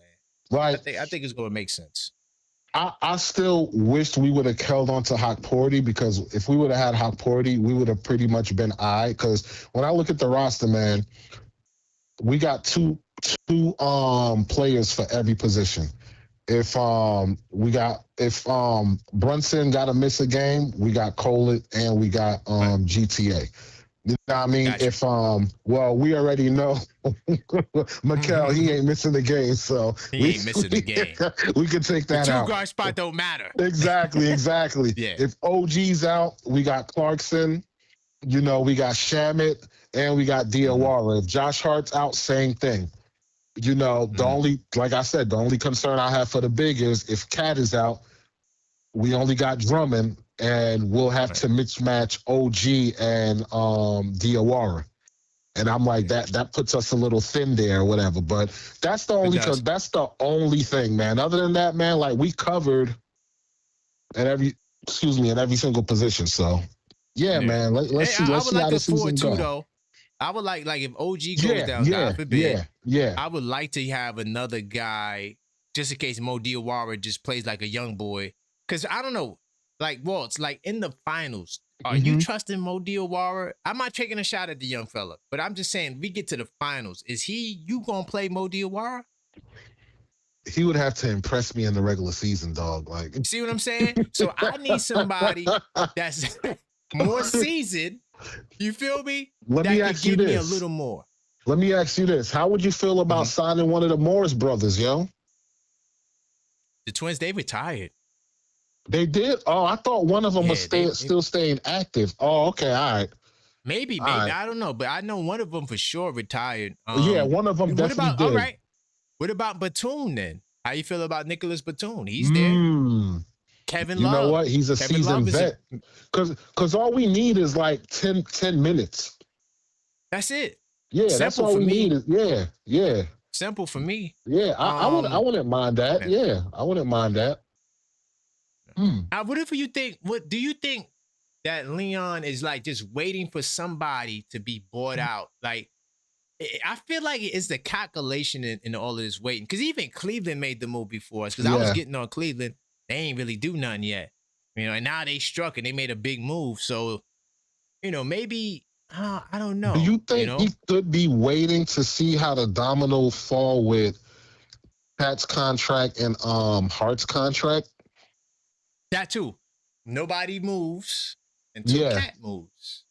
Potentially. You feel me? Now I know earlier, like he was trying to, pull the trigger on some trades and stuff like that. But if he got better trades that he could possibly make, I think he would want to see what Cat's contract looked like, so we don't have to go through this again next year with the second apron and all of that stuff. You feel me? Like having to get rid of players. So that could be something that's going on. You feel me? You're right, because I got a video talking about how Deuce can stay with the Knicks. And part of that is Cat, right? Yep. And maybe Cat is that domino to see next year. So now we don't got to do this mad scramble. So now next year comes, we already got like 12 guys locked up. You feel me? Yep. And no second apron in sight. So maybe that's what it is. So you just got to be patient. I think the Knicks brass, they want to hold on to Deuce. I think they want to hold on to Deuce. I got a feeling. I feel it in my heart. And I'm also leaning towards holding on to Deuce. I honestly, I'd rather trade somebody else that everyone loves. Last time I called, I said, I want to hold on to Deuce, man, because it gives us a three-headed monster off the bench if one or two of them ain't clicking. So I'm all for it, man. Walls P, you know what I think we might have messed up? Well, not messed up, but like that Sean Padula kid was like a Tyler Kolek to me. And he signed with somebody, even though he could still be waived, because we just seen a two-way player get waived the other day. So everybody who signed it, don't think they all making it. That's another thing. That's true. That could be another domino. Maybe he's waiting to see that part too as well. But Sean Padula, he's nice. I like Sean Padula. I thought that I would have traded one of them other little guards and signed him to a two-way and let him be the insurance policy if you needed a pure point guard to come off the bench. If God forbid, one of those guys go down, he can come in as a backup. That's what I was thinking. But that's true. He got other motives, man. He's in his own, because right now, default, like we the best. Like like if you really look at it, like we missing that big man at 4-5, but the rest of the like the starting five, 1 through 3, we're the best in the world.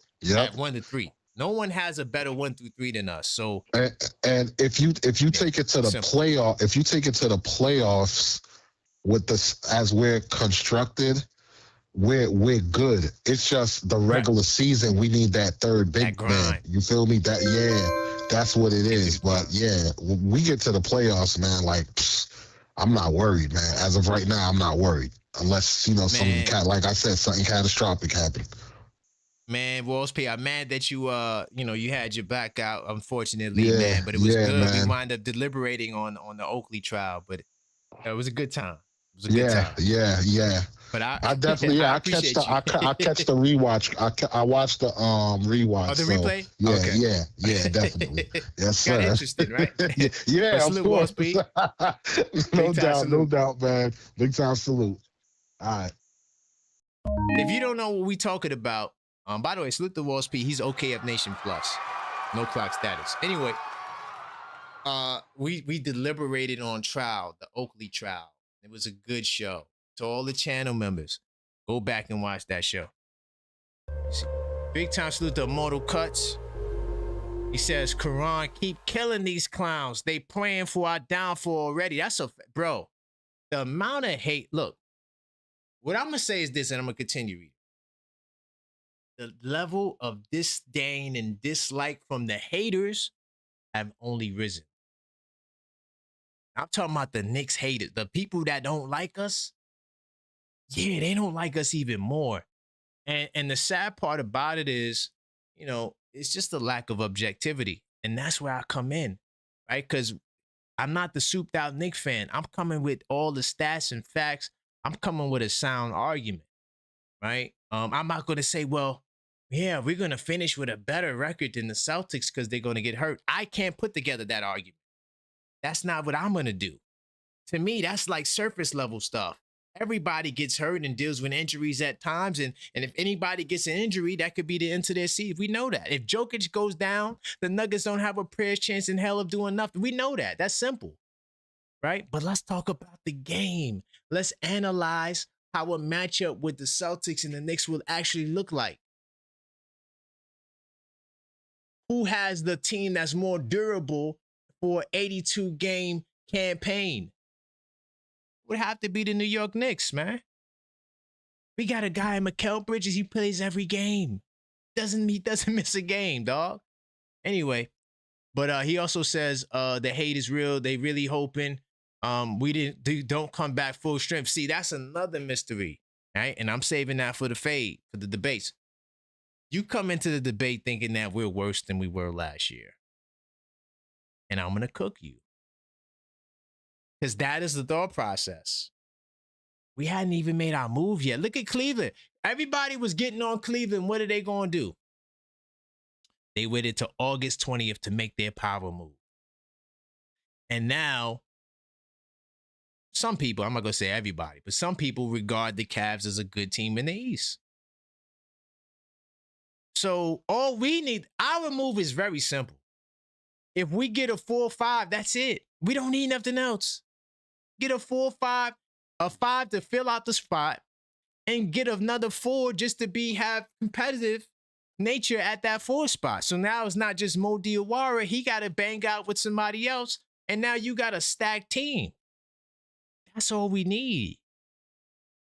We still the best in the world, goddammit. Don't let them take that from us. I know they trying to. But Immortal Cuts, man, I appreciate that super, man. That's some real talk up in there. It's a lot of disdain and dislike, and I'm on Twitter. Bro, Twitter? Yo, Twitter is just mad. It's a madhouse, bro. Like, Twitter is just out. Like, people could just go on there and share whatever the hell they want. No regard for the truth, bro. We just get up there and then start making up stuff. And it drives me crazy, man. That's why I try to go up there and I try to provide level-headed perspective. I see a lot of mistakes, and I go in and try to help people with their mistakes. But it's just crazy the madness that we have to deal with. Hold on, I got a very special call. I want to get up here. I ain't talked to my brother in a while. Let's see how he's doing. Once again, keep the calls coming. 646-995-8389. What's good, Mellow Mike? Hey, Karan, how are you, buddy? Our Westchester Knicks correspondent, man. What's going up, down? Well, what do you want to talk about today? We got a lot of topics, man. We got Wendy talking all types of nonsense. Other teams making moves. Where you want to go? I just want to go a little bit off topic. I want to talk about Kevin McCullough Jr. What's up? Just to give you some insight, Kevin McCullough Jr., I don't know if you know, but his contract had expired. And yes. one of the reasons of the hesitations is because of that leg injury that he had suffered back in college in 2024. So you know that he was out about 3 quarters when the Knicks drafted him with the Westchester Knicks until towards the tail end he was able to showcase why they drafted him, putting up some, great numbers and statistics and all that. And then obviously getting some play with Tibbs, but not really much. And then that was pretty much it. But right now they're waiting. And I know you had asked that question a while ago about what's going on with Kevin McCullough Jr. So right now they're just waiting to see what the update is going to be with that leg injury. He suffered from a severe bone bruise back in college. So I know he's had other little minor aches, which is the quad, the calf. So I think they want to make sure. I'm not sure if it relates to it because, the Knicks medical staff doesn't really release much of anything, but it relates to the leg. So that's why they've been kind of he's part of the organization, but at the same time, he's a free agent. Keep that in mind. Right.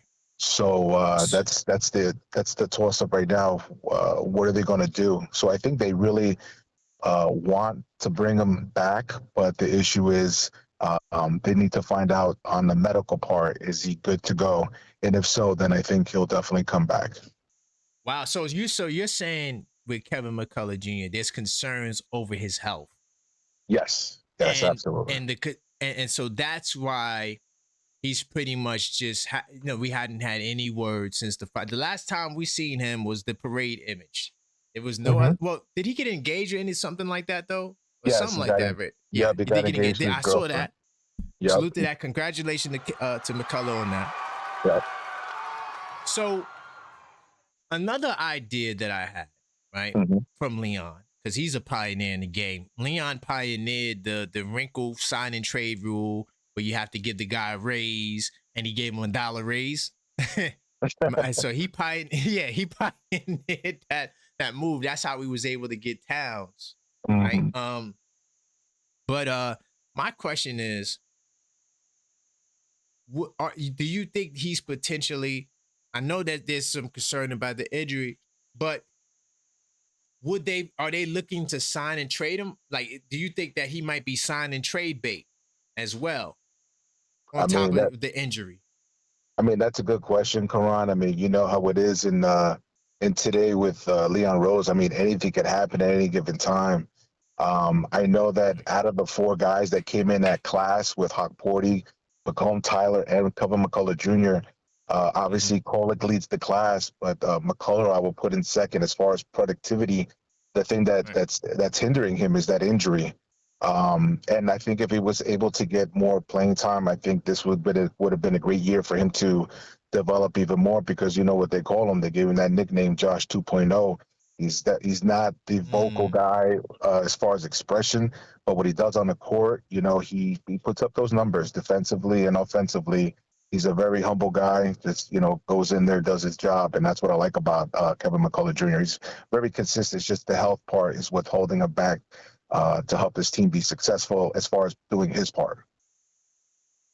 Hey, you know what? That's a great answer, and I'm also curious about his competition, because we seen the Atkins kid. I think he's still available. No one picked him up yet. You got Liam Robbins as well. I don't know what's going to happen with Tyler Nickel. But he could be a candidate to get a 2-way deal potentially. Right. I don't know. But do you think that the competition for McCullough is there as well? Like other guys that would probably fit the bill better than he can, based on potential health issues, or just the fact that these guys have maybe more upside and more health? I mean, if you're comparing him to who, like Tyler Nichols, you mean, in a way? Yeah. Well, not just Nickel. Like you got Atkins, you got Liam Robbins. I think did the St. John's kid go back to college that we had? We had a St. John's kid too. I'm not sure if he went back to college, but there were some other players on the team that, shown a little bit. And then who knows what other 2-way guys are out there that he may be looking at. And Dylan Jones, don't forget Dylan Jones is still maybe in the play, right? So, yeah, I truly feel like those guys will be on 2-way contracts, right? So I don't think that's going to be too much of an effect. Leon Robbins for center position, Nichols is a shooter.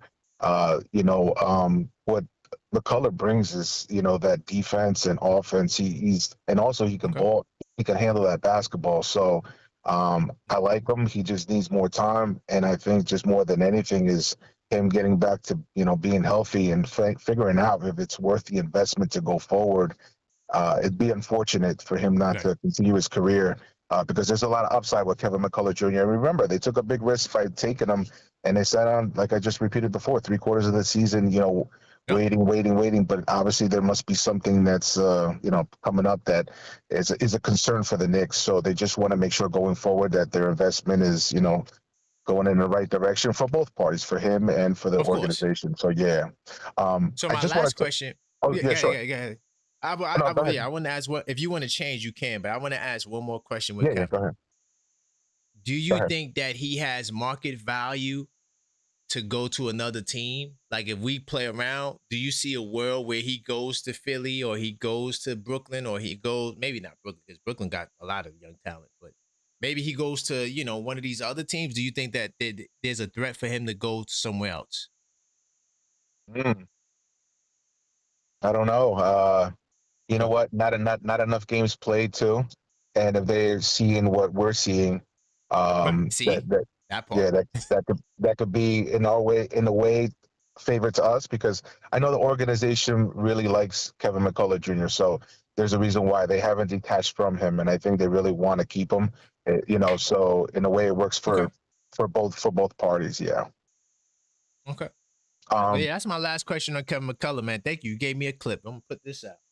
Appreciate that, Mellow Mike. Good. I just want to touch on one thing on this Moses Brown. That was something else you had discussed previously. Yesterday. I am on the Moses Brown train over here, and I just want to address something. I know Trey Jemison is with Toronto, and we got Eric Hawk-Porty with the Philadelphia 76ers. But I was looking at, just watching them all last year, this past season with Westchester. Trey was averaging about 8 points, 8 rebounds, 3 assists. On the NBA level, 1 point, 1 rebound, barely half of an assist. Eric Hawk-Porty, better numbers at close to 19 points a game, 7 rebounds, 2 assists. But then when he gets to the NBA level, with the big boys, 2 points, 3 rebounds, and again, barely half of an assist. Right. Moses Brown, I watched back in last season. Unfortunately, there was a lot of things that was going on, and I always felt like he never got the true shot, because I felt like if the Knicks needed a big man, that was the guy to go to. Really? Okay. But unfortunately, let me just go back a little bit. He had impressive numbers during the season, and it just got better as it went along. He also made the All-Star team, and he averaged 18 points, 16 rebounds. Okay. And then when he got that 10-day contract to go to Dallas, remember that front court was gone with Anthony Davis and those guys, right? Yep. So averaging it with 18.3 minutes in those 4 games that he played, he averaged 12 points, 8 rebounds, a steal, and a block. I think those pretty impressive numbers, and also shooting 72.4% from the field goal. So I think those are impressive numbers. And for those that are shutting their attention to Moses Brown, I think they should take a second look and reconsider. And I encourage people to look at the YouTube videos on Moses Brown while he was playing with the Dallas Mavericks. And Jason Kidd also praised him as well. The reasoning, from what I heard, and I know this was repetitive before, like, what's going on with Moses Brown? He's played with Indiana, this, that, and the other. I really don't have an answer for that, but I feel like maybe under Mike Brown, he'll get that opportunity if he's able to, come back to the Knicks, or there's an alternative where, his name comes up. Mike. I'm sorry, go ahead. He's going to be in China. He already signed the deal. Okay. He's not going to be in America this year.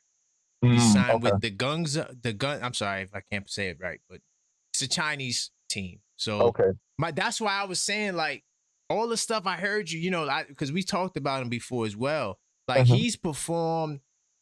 He's done, like, I said Will Chamberlain like stuff. You said no, I had to slow it down, but the numbers were very. Yeah, you said I had to slow it down, but the numbers were really impressive. So for him to go to China, it's kind of crazy to me. Like, why is he going to? I left him in Puerto Rico. I didn't know he signed with China, to be honest with you. He signed with China. And you can't get out of that contract, right? So he's going to be there. It's very difficult to get out of. You can, but they'll ban you. Like, you can't go back. Unless you make a phone call to Stefan Marbury, he's the president of China. Yeah, well, if you know somebody who knows, yeah, if you know somebody who knows somebody, right? Exactly. Man, okay. But anyway, Interesting stuff. I just wanted to put my 2 cents in there for Moses Brown. I definitely room for the guy. I wish he would have another opportunity. He's a Queens native, another New Yorker, and I would have felt very comfortable. Also, he would have been affordable, doesn't break the bank, and just to give him the opportunity that I felt that he deserved. That's all. So I agree, and that's why I asked the question, because the stuff I've seen was phenomenal. But I also, Mellow Mike, there's politics as well that goes with this, right? So it could be a political thing, because I've seen a lot of players that are nice, Mellow, and they never will get the shot, and that's just the way the game is. But I appreciate you, man. Yep. All right, Karan, take care, man. Thanks for having me on, and salute to the chat and all the channel members out there. Smash the likes, guys, and we'll talk soon, Karan. Take care. Yeah, I got to reach out to you because I got something for you, so we got to talk. Okay, brother. You got it, man. We'll talk soon. Right. Big time salute. All right, that's my Westchester Knicks correspondent, man, giving us the scoop with McCullough, man. That's good stuff. Because I was wondering, what the hell? I'm like, wait, what? You know what? Really quickly, I'm going to get back to the phone. We're having on time. There's another topic I want to talk about, because I got too many damn topics. And I know that topics are going to go to waste. So look, now some of y'all, y'all may be turned off by this, but I don't care. We got to talk about DeMar DeRozan, man. Listen, I know, I get it. I understand, we need centers and this, that, and the third, and power forwards, and that's all great. Bro, DeMar DeRozan was available off of waivers since July 8th, the 6th of the 8th, right? It's August 20th. What the hell is going on with DeMar DeRozan?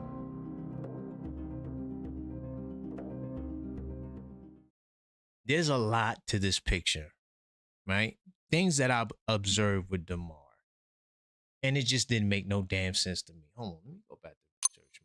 Now, DeMar DeRozan, all right, he is a player that is a bona fide bucket, right? Now, some of you guys don't like DeMar.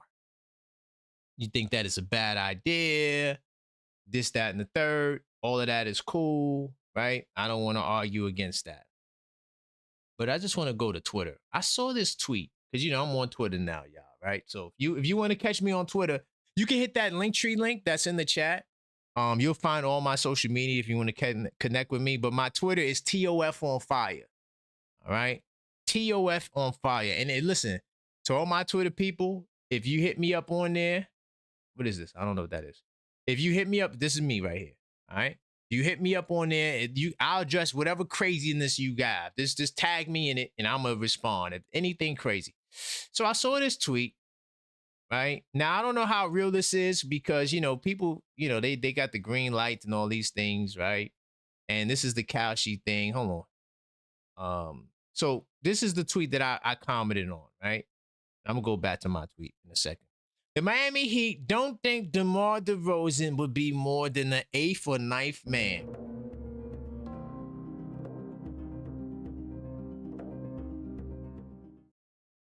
Everybody thought he was going to Miami. That was the talk. But I'm sorry, DeMar DeRozan as the 8th or 9th man, he could come to the Knicks and be the 7th man. He could come to the Knicks and be the 8th man. If this is the value that DeMar has in the market, where he would go to Miami and be the 8th or 9th man, I'm calling DeMar DeRozan, dog. Clearly, something is off. There may not be a market for DeMar like that.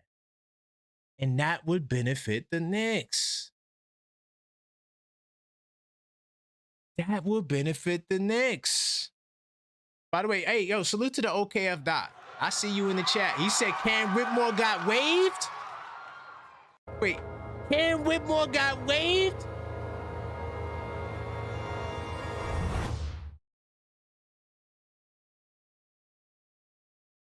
Let me just stick on DeMar. Be another player we're not going to get. I wouldn't mind getting Cam Whitmore, though. I'm taking Cam Whitmore. I'm sorry. Anyway, back to DeMar. DeMar DeRozan, okay, he is favored to go to the Heat. But the Heat are falling off the map. The Denver Nuggets are there too. Then I saw this as well, especially now that they've done the Peyton Watson trade. And I know that hurt them to do that Peyton Watson trade. I know that trade, oh man, it took a lot out of them. I know it. So when we talking about the Peyton Watson trade, they're now pivoting to DeMar DeRozan. Now, you know what this tells me? And you got to watch out for these teams, right? Because Denver, they're trying to convince Jokic to come back and stay. This tells me they might be moving off of, I doubt it'll be Aaron Gordon, but I wouldn't be surprised. You just never know. But the other brother, Cam Thomas, I think he's out of there. I think Cam Thomas is out of there. If we do NBA Saturdays, I'll talk more about that. My theory on Cam Thomas. But not Thomas, Cam Johnson. Anyway, nonetheless, the Nuggets are putting all of their attention into DeRozan now. Now, hold on. That is a mystery to me. Because I'm not going to go too deep into Denver Nugget business, but just to show you that I'm accurate on the mic. Right now, they're a second apron team. So unless they're trading away with the brother Cam Johnson, like I said, I know they're not going to trade Braun. They probably would have an easier time trading Braun.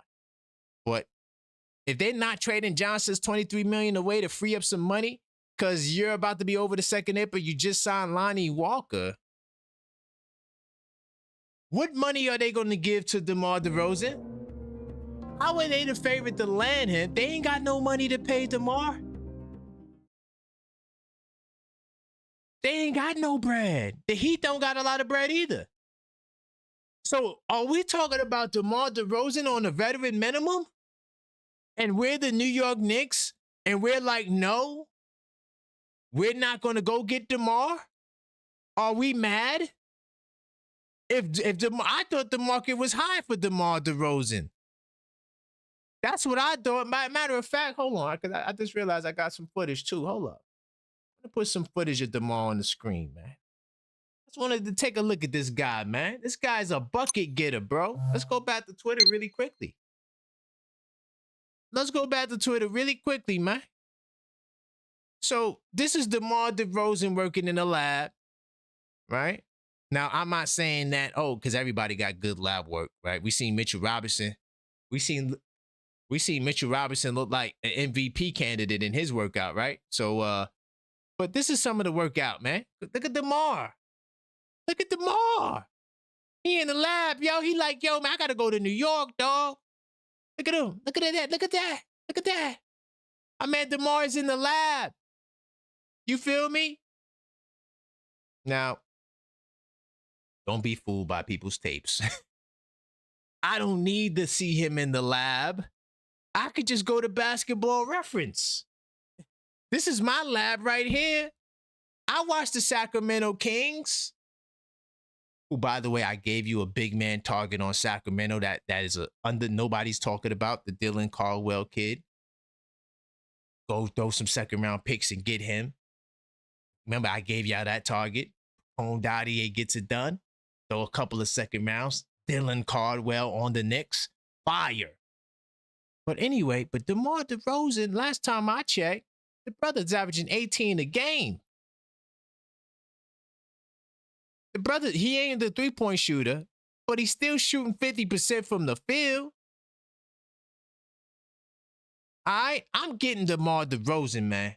I think we need to reconsider DeMar DeRozan in New York parliaments because right now, this guy is a veteran minimum. When I came off of I didn't really come off the DeMar DeRozan train, but I just let it go because I didn't know, or I thought that he would get paid the big buck. I didn't know that he would be available for the low. Didn't know that. I think Knicks Nation,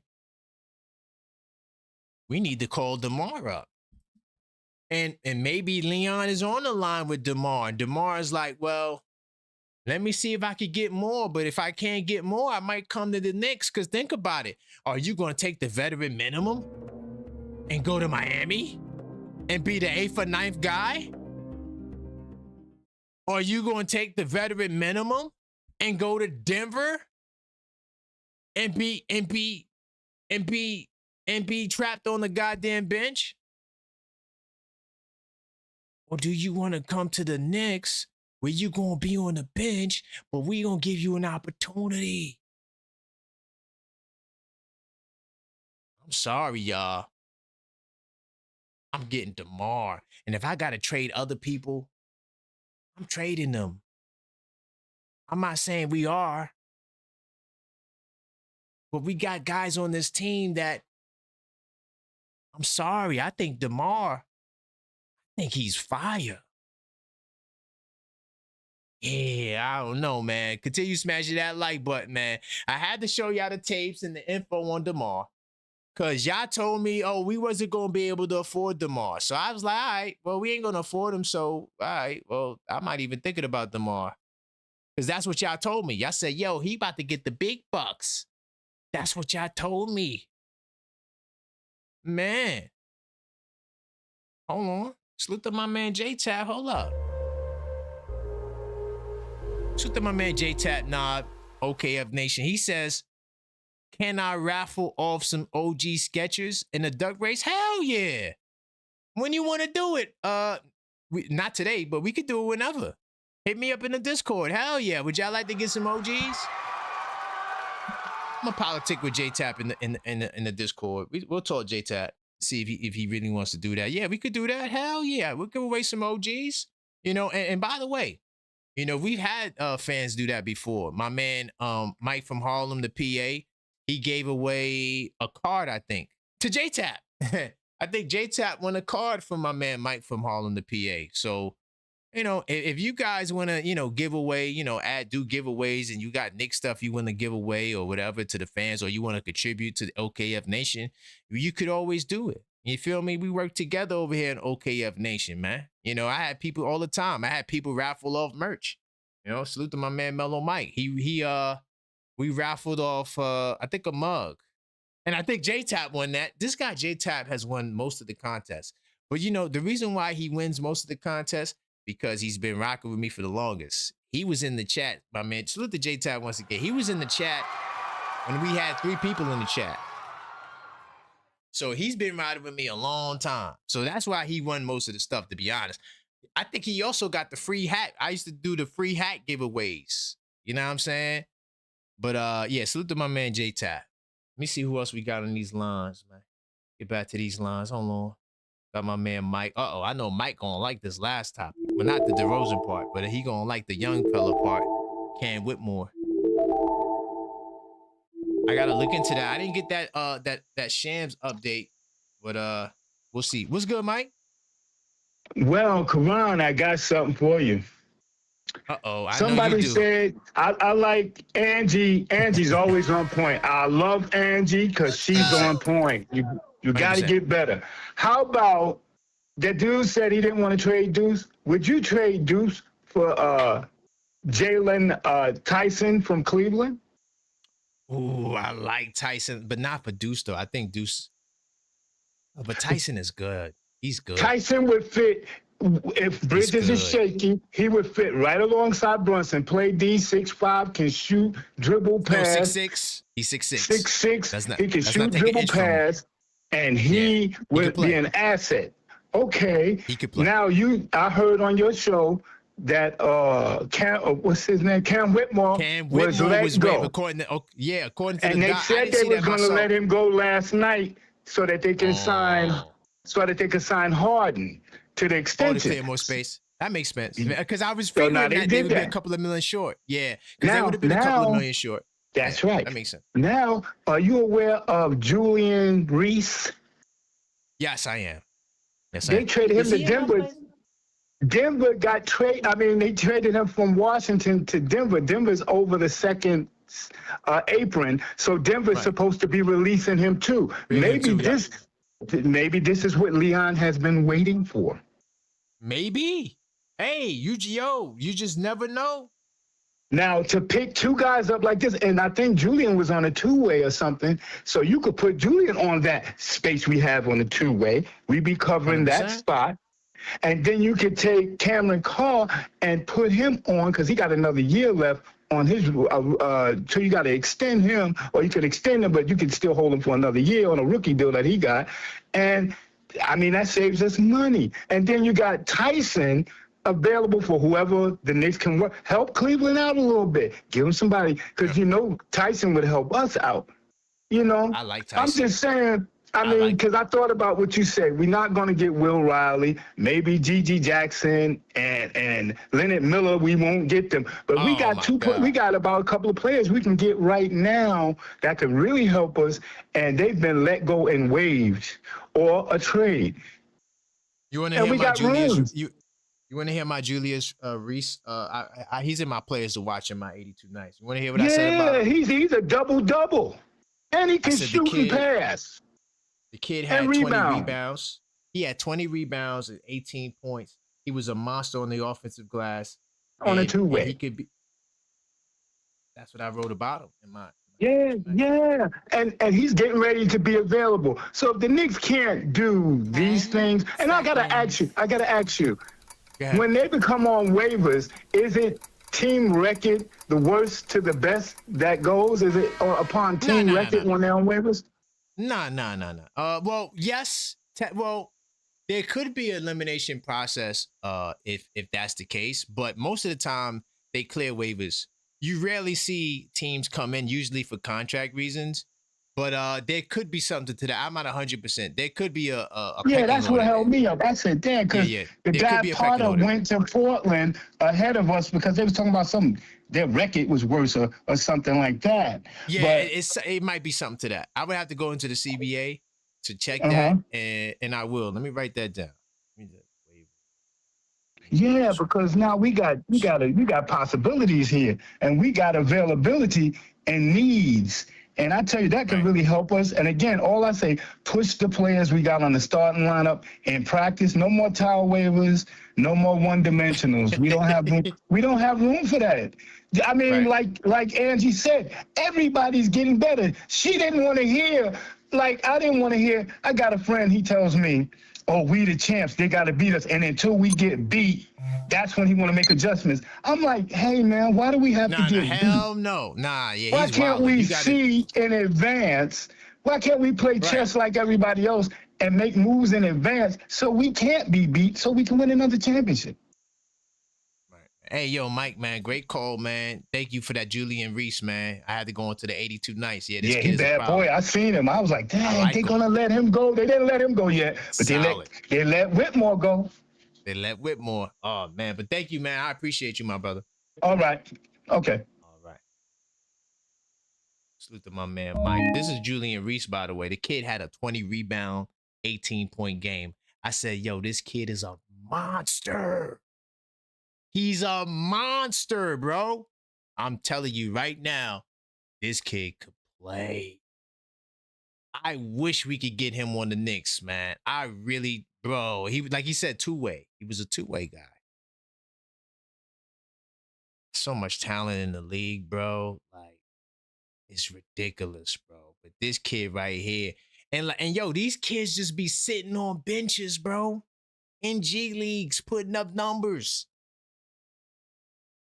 Leon is cooking. Hey, yo, I truly believe Leon is cooking. I got you, J-Tap. We'll do it tomorrow. So tomorrow, y'all want to be in the building.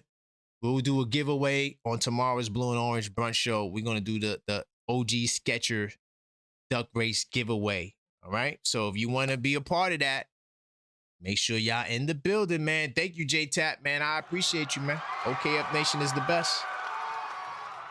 So, yeah, we'll do that tomorrow, J-Tap. I'm gonna talk to you in the back end, and then we'll set that up for tomorrow. Yeah, we can easily do that. I don't got a problem with that. Let me see what else we got in the queue. And yo, we're gonna be back tonight as well, right? So No worries. All right. We the two-a-days continue. You feel me? And we'll be back again tonight. See what my man Rock talking about. By the way, continue smashing that like button. What's good, Rock? Yo, what's good, Kay? Hey, man, there's a lot going on, man. People making moves, man. What's your thoughts, man? Where you want to go? Are we waiting for? That Reese kid is a lefty? He's a lefty? What are we waiting for? Bro. Yeah. This is nice, bro. You know, one of the greatest attributes I think Jalen Brunson has is being a lefty. You know that, right? Oh yeah, 100%. Hard to guard lefties. Straight from Kenny Anderson. Something about them lefties, man. Hard to guard because you're not used to that. Like you're used to pushing people left. That's right. And you know what? Until you repeatedly do it over and over and get in your head, you're just gonna keep falling back into what you're used to as a defender and keep forgetting how to guard the lefty. 100%. Yo, 100%. we got to go after this kid, man. Bro, he has to be a priority now. He has to be a priority. This very moment, he has to be a priority at that 4 spot. And the way he rebounds, he could do some small ball at the center for 10 minutes. Bro, listen, I'm a hard judge. I don't usually give props like that. I don't. And I was looking when I say he's a monster, yeah. Why is he available? Oh, it's a lot of talent. Yo, Rock, there's a lot of talent. I ain't gonna lie. It's a lot. Yo, it's crazy. Yo, from the talent, yo, my cup overflows. Yo, the league is crazy, man. The league is, I'm telling you. Yo, it's like somebody at Thanksgiving and they stuffing food in their pockets, yo. Bro, yo, Rock, every team, literally, I'm not capping, I'm not over, even the Nets, every team got players like this that are nice. That no one knows about, no one talks about. Nice. Yo, he has to be a priority. Yo, he has to be a priority. Yo, sit somebody outside his house or something, man. Make sure nobody gets there. Hey, you can't go nowhere. We're taking you to Westchester right now. Right. Yeah, man. You ever heard that story about the Clippers? When DeAndre Jordan was on the edge about signing, they ran somebody to his house before anyone else could get there. 100%. He had to deal with Dallas Dunn. Yeah. They said, "No, you ain't going nowhere, dog. We know everything." Yo, it's crazy, man. Yo, he has to be a priority, man. DeRozan, I don't know what's going on with DeRozan. I can't figure this out, man. I mean, it has to be. Didn't you tell me? You told me he makes too much. I said we ain't gonna get him. He gonna get paid too much. Remember that was the talk. 10 seconds. He's still there. Maybe it's something personal he going through in his life, and his agent is holding everybody at bay because he should have made up his mind already. Bro, all these people got signed, and you telling me DeMar's just sitting there? Like, that's crazy. It's crazy. So my question, Rock, why can't the Knicks get him? Only thing I could think of, if he don't want to come to the Knicks, that means championship is not important to him. Right. Well, if he doesn't want to come, then you can't. But why would you want to go be the 8th man in Denver? You want to go to Miami? They like we got to really think about that. Like, you're gonna go to Denver and Miami when you could be in New York and be an 8th man. Like, I don't understand it. His game doesn't even fit Miami. They need 3-point shooters. Yeah, that's what they need. Shooters galore. Right. Yeah. I mean, is what I'm talking is, and he definitely don't fit in Philly. They got too many guys that have the same type of game. Yo, it's the same thing. Like, do you want to be the 8th man in Philly, or do you want to be the 8th man in New York? It's the same thing. Mm-hmm. Because nobody got to start. Now, at this point, nobody has a starting position for him. Right. All right. But yo, Rock, man, thank you, man. Great call, man. Great call. All right, bro. Thanks. Big time salute. So hopefully y'all see my DeRozan logic. I'm like, y'all taught me not off the ledge, but y'all told me we not gonna get DeRozan because he got all of this other competition. But I'm like, wait a minute. This was July 8th. It's August 20th. He's still there. He's working out in random gyms right now. Come on, bro. You wouldn't want DeRozan to be your 8th man? Look at the chat. I already see y'all now. Thank you. DeRozan will be our CJ McCollum. That is the chat of the day right there. I'm just saying, bro. We're talking about an 8th man, bro. Like, he's not starting on the Knicks. He's not disrupting no chemistry. He's an 8th man, bro. You got Landry Shamet. You could get Landry could be the first one off the bench. You love Landry. Oh my God. Then you got Jose.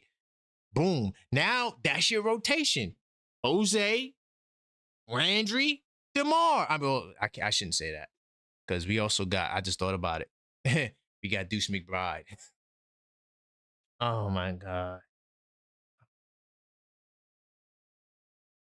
The thoughts that I just had that I can't share on the mic. I don't understand. Hold on. This is somebody who called for the first time. Let me see who this person is. I like first time callers. Thank you for calling Whaley Law Firm. Okay. I'm not sure who that is. It's a law firm. Somebody at a law firm called out. All right. All right, let me get my man D up in here. What's going on? If I'm DeMar, I would rather go be the 8th man in Philadelphia. Wait, what? Nah, man. Oh, come on. Hear me out. Hear me out. Yep. Hear me out. I am not one of those. I want DeMar on the Knicks. 100%. 8th man, 9th man, I don't care. I want DeMar. Stack the deck. But think of it from the perspective of DeMar.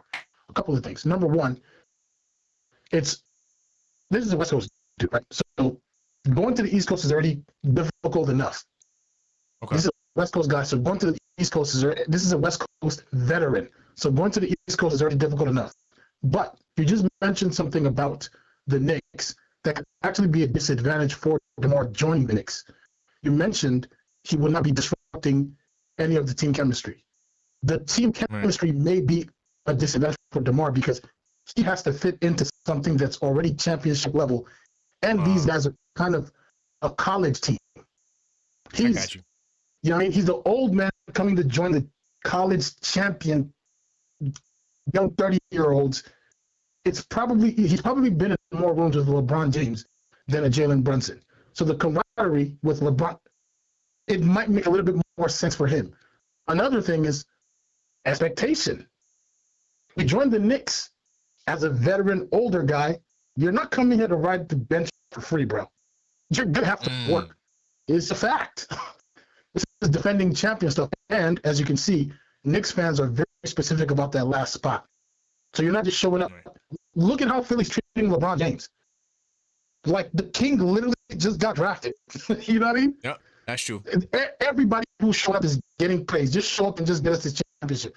So if I'm like, yo, look, I probably know LeBron James more than I know Jalen Brunson. The pressure is not that much. The microscope is not that heavy on me when I go to Philly. I could literally just go be the John Sally of the Lakers championships.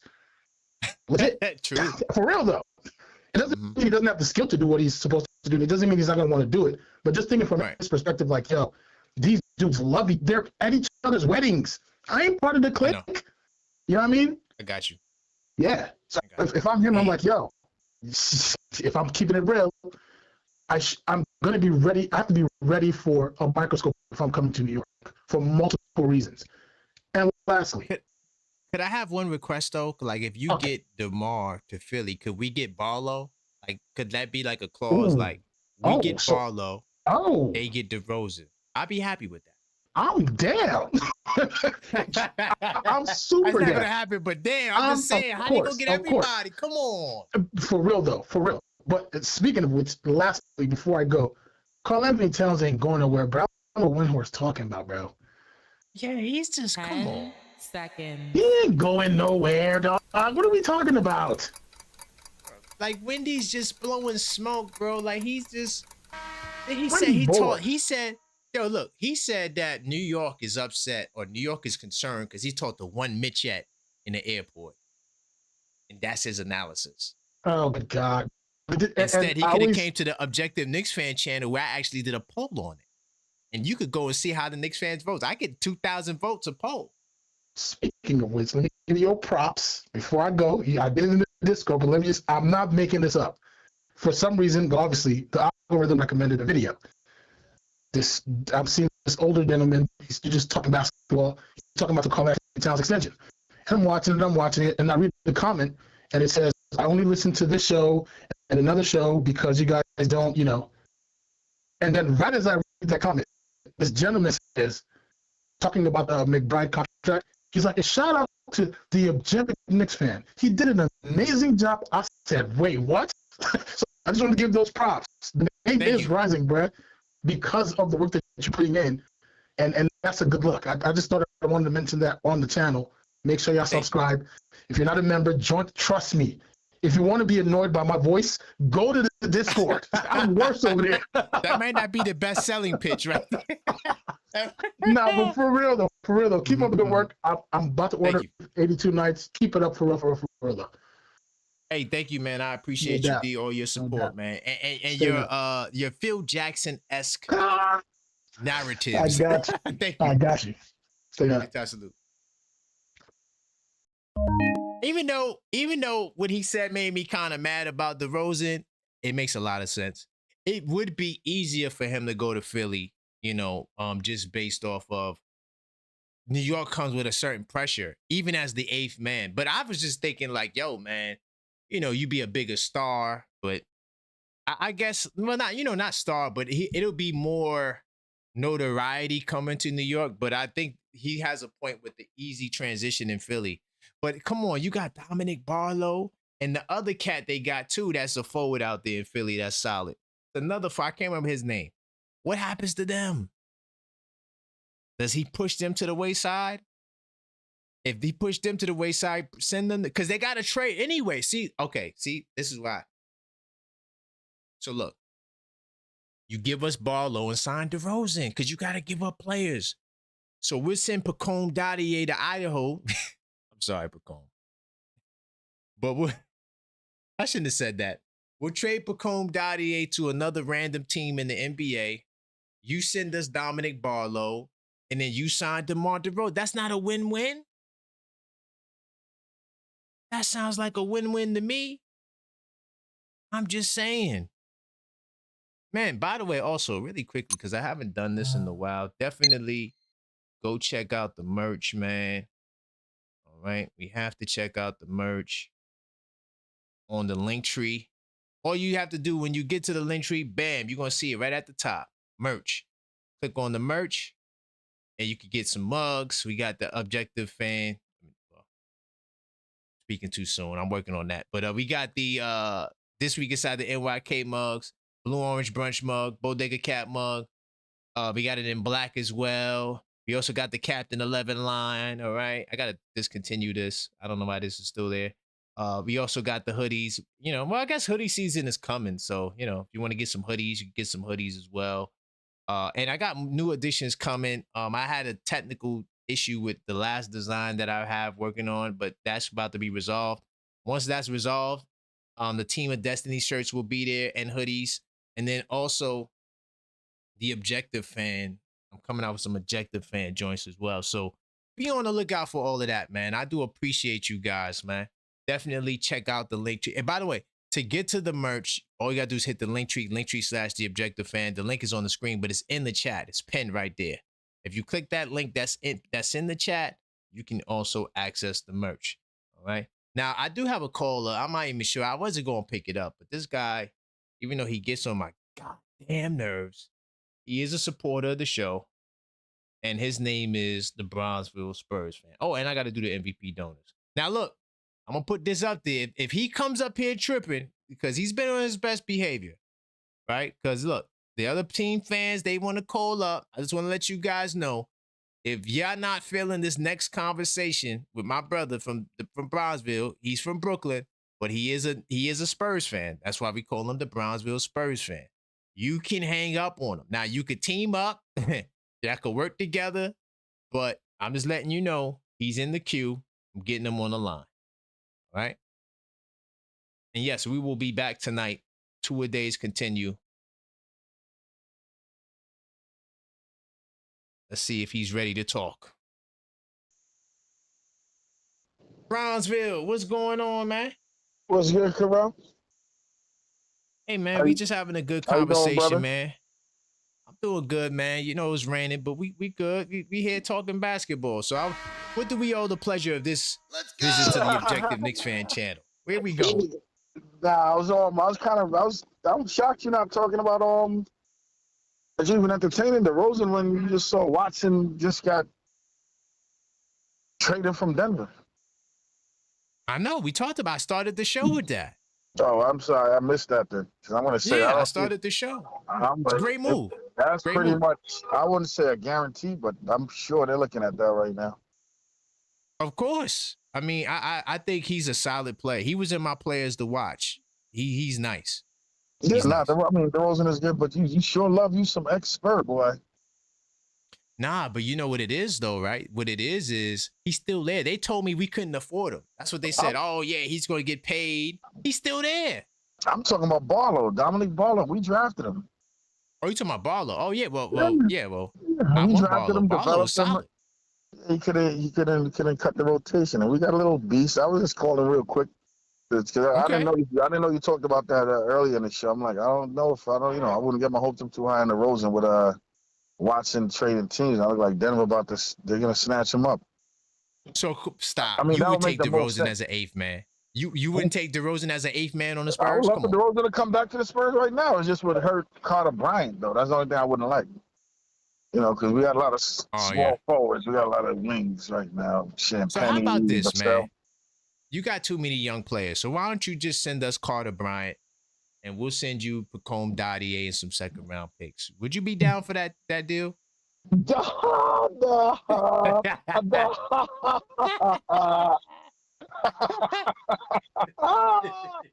No, we would trade you. I'll make you a fair trade. Fair trade. This is fair. We'll give y'all Keldon Johnson. We'll throw in Luke Cornett, let him reunite with the Knickerbockers. 2 number ones. And that's a lot. For who? Nah, for Cat. Hell, come on. You think do you really think that we gonna let Cat go, especially to Wemby, to be the Twin Towers? You think we gonna let Cat go to San Antonio? Yo, you're out of your mind, bro. Put together real nicely for y'all. Don't worry about it. That would be great. Cat and Wemby on the same team would be crazy. But I don't think our team's really got much to trade. The only thing we could do straight up that would make sense, we give y'all Fox and 2 number ones for Brunson. Heck, now you done lost your damn mind, though. Yeah, you lost your damn mind. But hold on. Second. Fox is going to be a problem for y'all. No, he's not. I think people are overestimating. I mean, they overvaluing the fact that he was injured last year. Undervaluing. No, but so hold on. So how long you gonna keep that young lion on the bench? Because I would love to get him. That Harper kid. Harper. The thing about is Harper's a combo guard, man. He can get his minutes regardless. Right. He can play point. He can play shooting, and he's big enough 6'6". He can slide in. But he wants to start though. Lineup. So a lot of people. Everybody wants to start, but I mean, it is what it is. He's still, he beat y'all up a lot, but he made errors in other parts of the in the Thunder series. He turned the ball over a whole lot. First I'm telling you, man, it's gonna be beef. Watch, I'm telling you, it's gonna be beef there. I already see it playing out for y'all, man. He upset. He don't want to come off the bench because he's trying to get paid. Well, I'm just saying this: if y'all don't get some size and some to defend that rim, it's gonna be a difficult year. It's gonna be difficult. Oh man, we got the best paint, dude. Wait till this kid. Listen, don't worry about us. We good. We beat y'all. And the sad part, once again, Brownsville, the sad part, we not even gonna see y'all in the finals again. That's what's gonna be sad. I keep telling you, 1-1-4. Don't act like you don't gotta make adjustments, man. All right, Broswell, I gotta go, man. Now when you start talking about the 1-1-4, we gotta go, man. 1-1-4. But I do appreciate you. Get you some days. One love, bro. Nah, big time salute. All right. That's my guy, Brownsville Spurs fan, right? Even though he gets on my damn nerves, he does support the show, and he's a channel member. Salute to my man, Brownsville. Look, I'm gonna be back tonight. All right.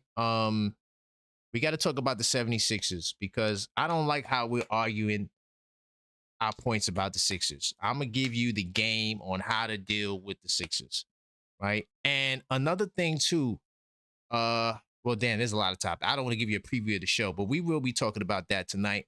I look forward to that conversation. And until next time.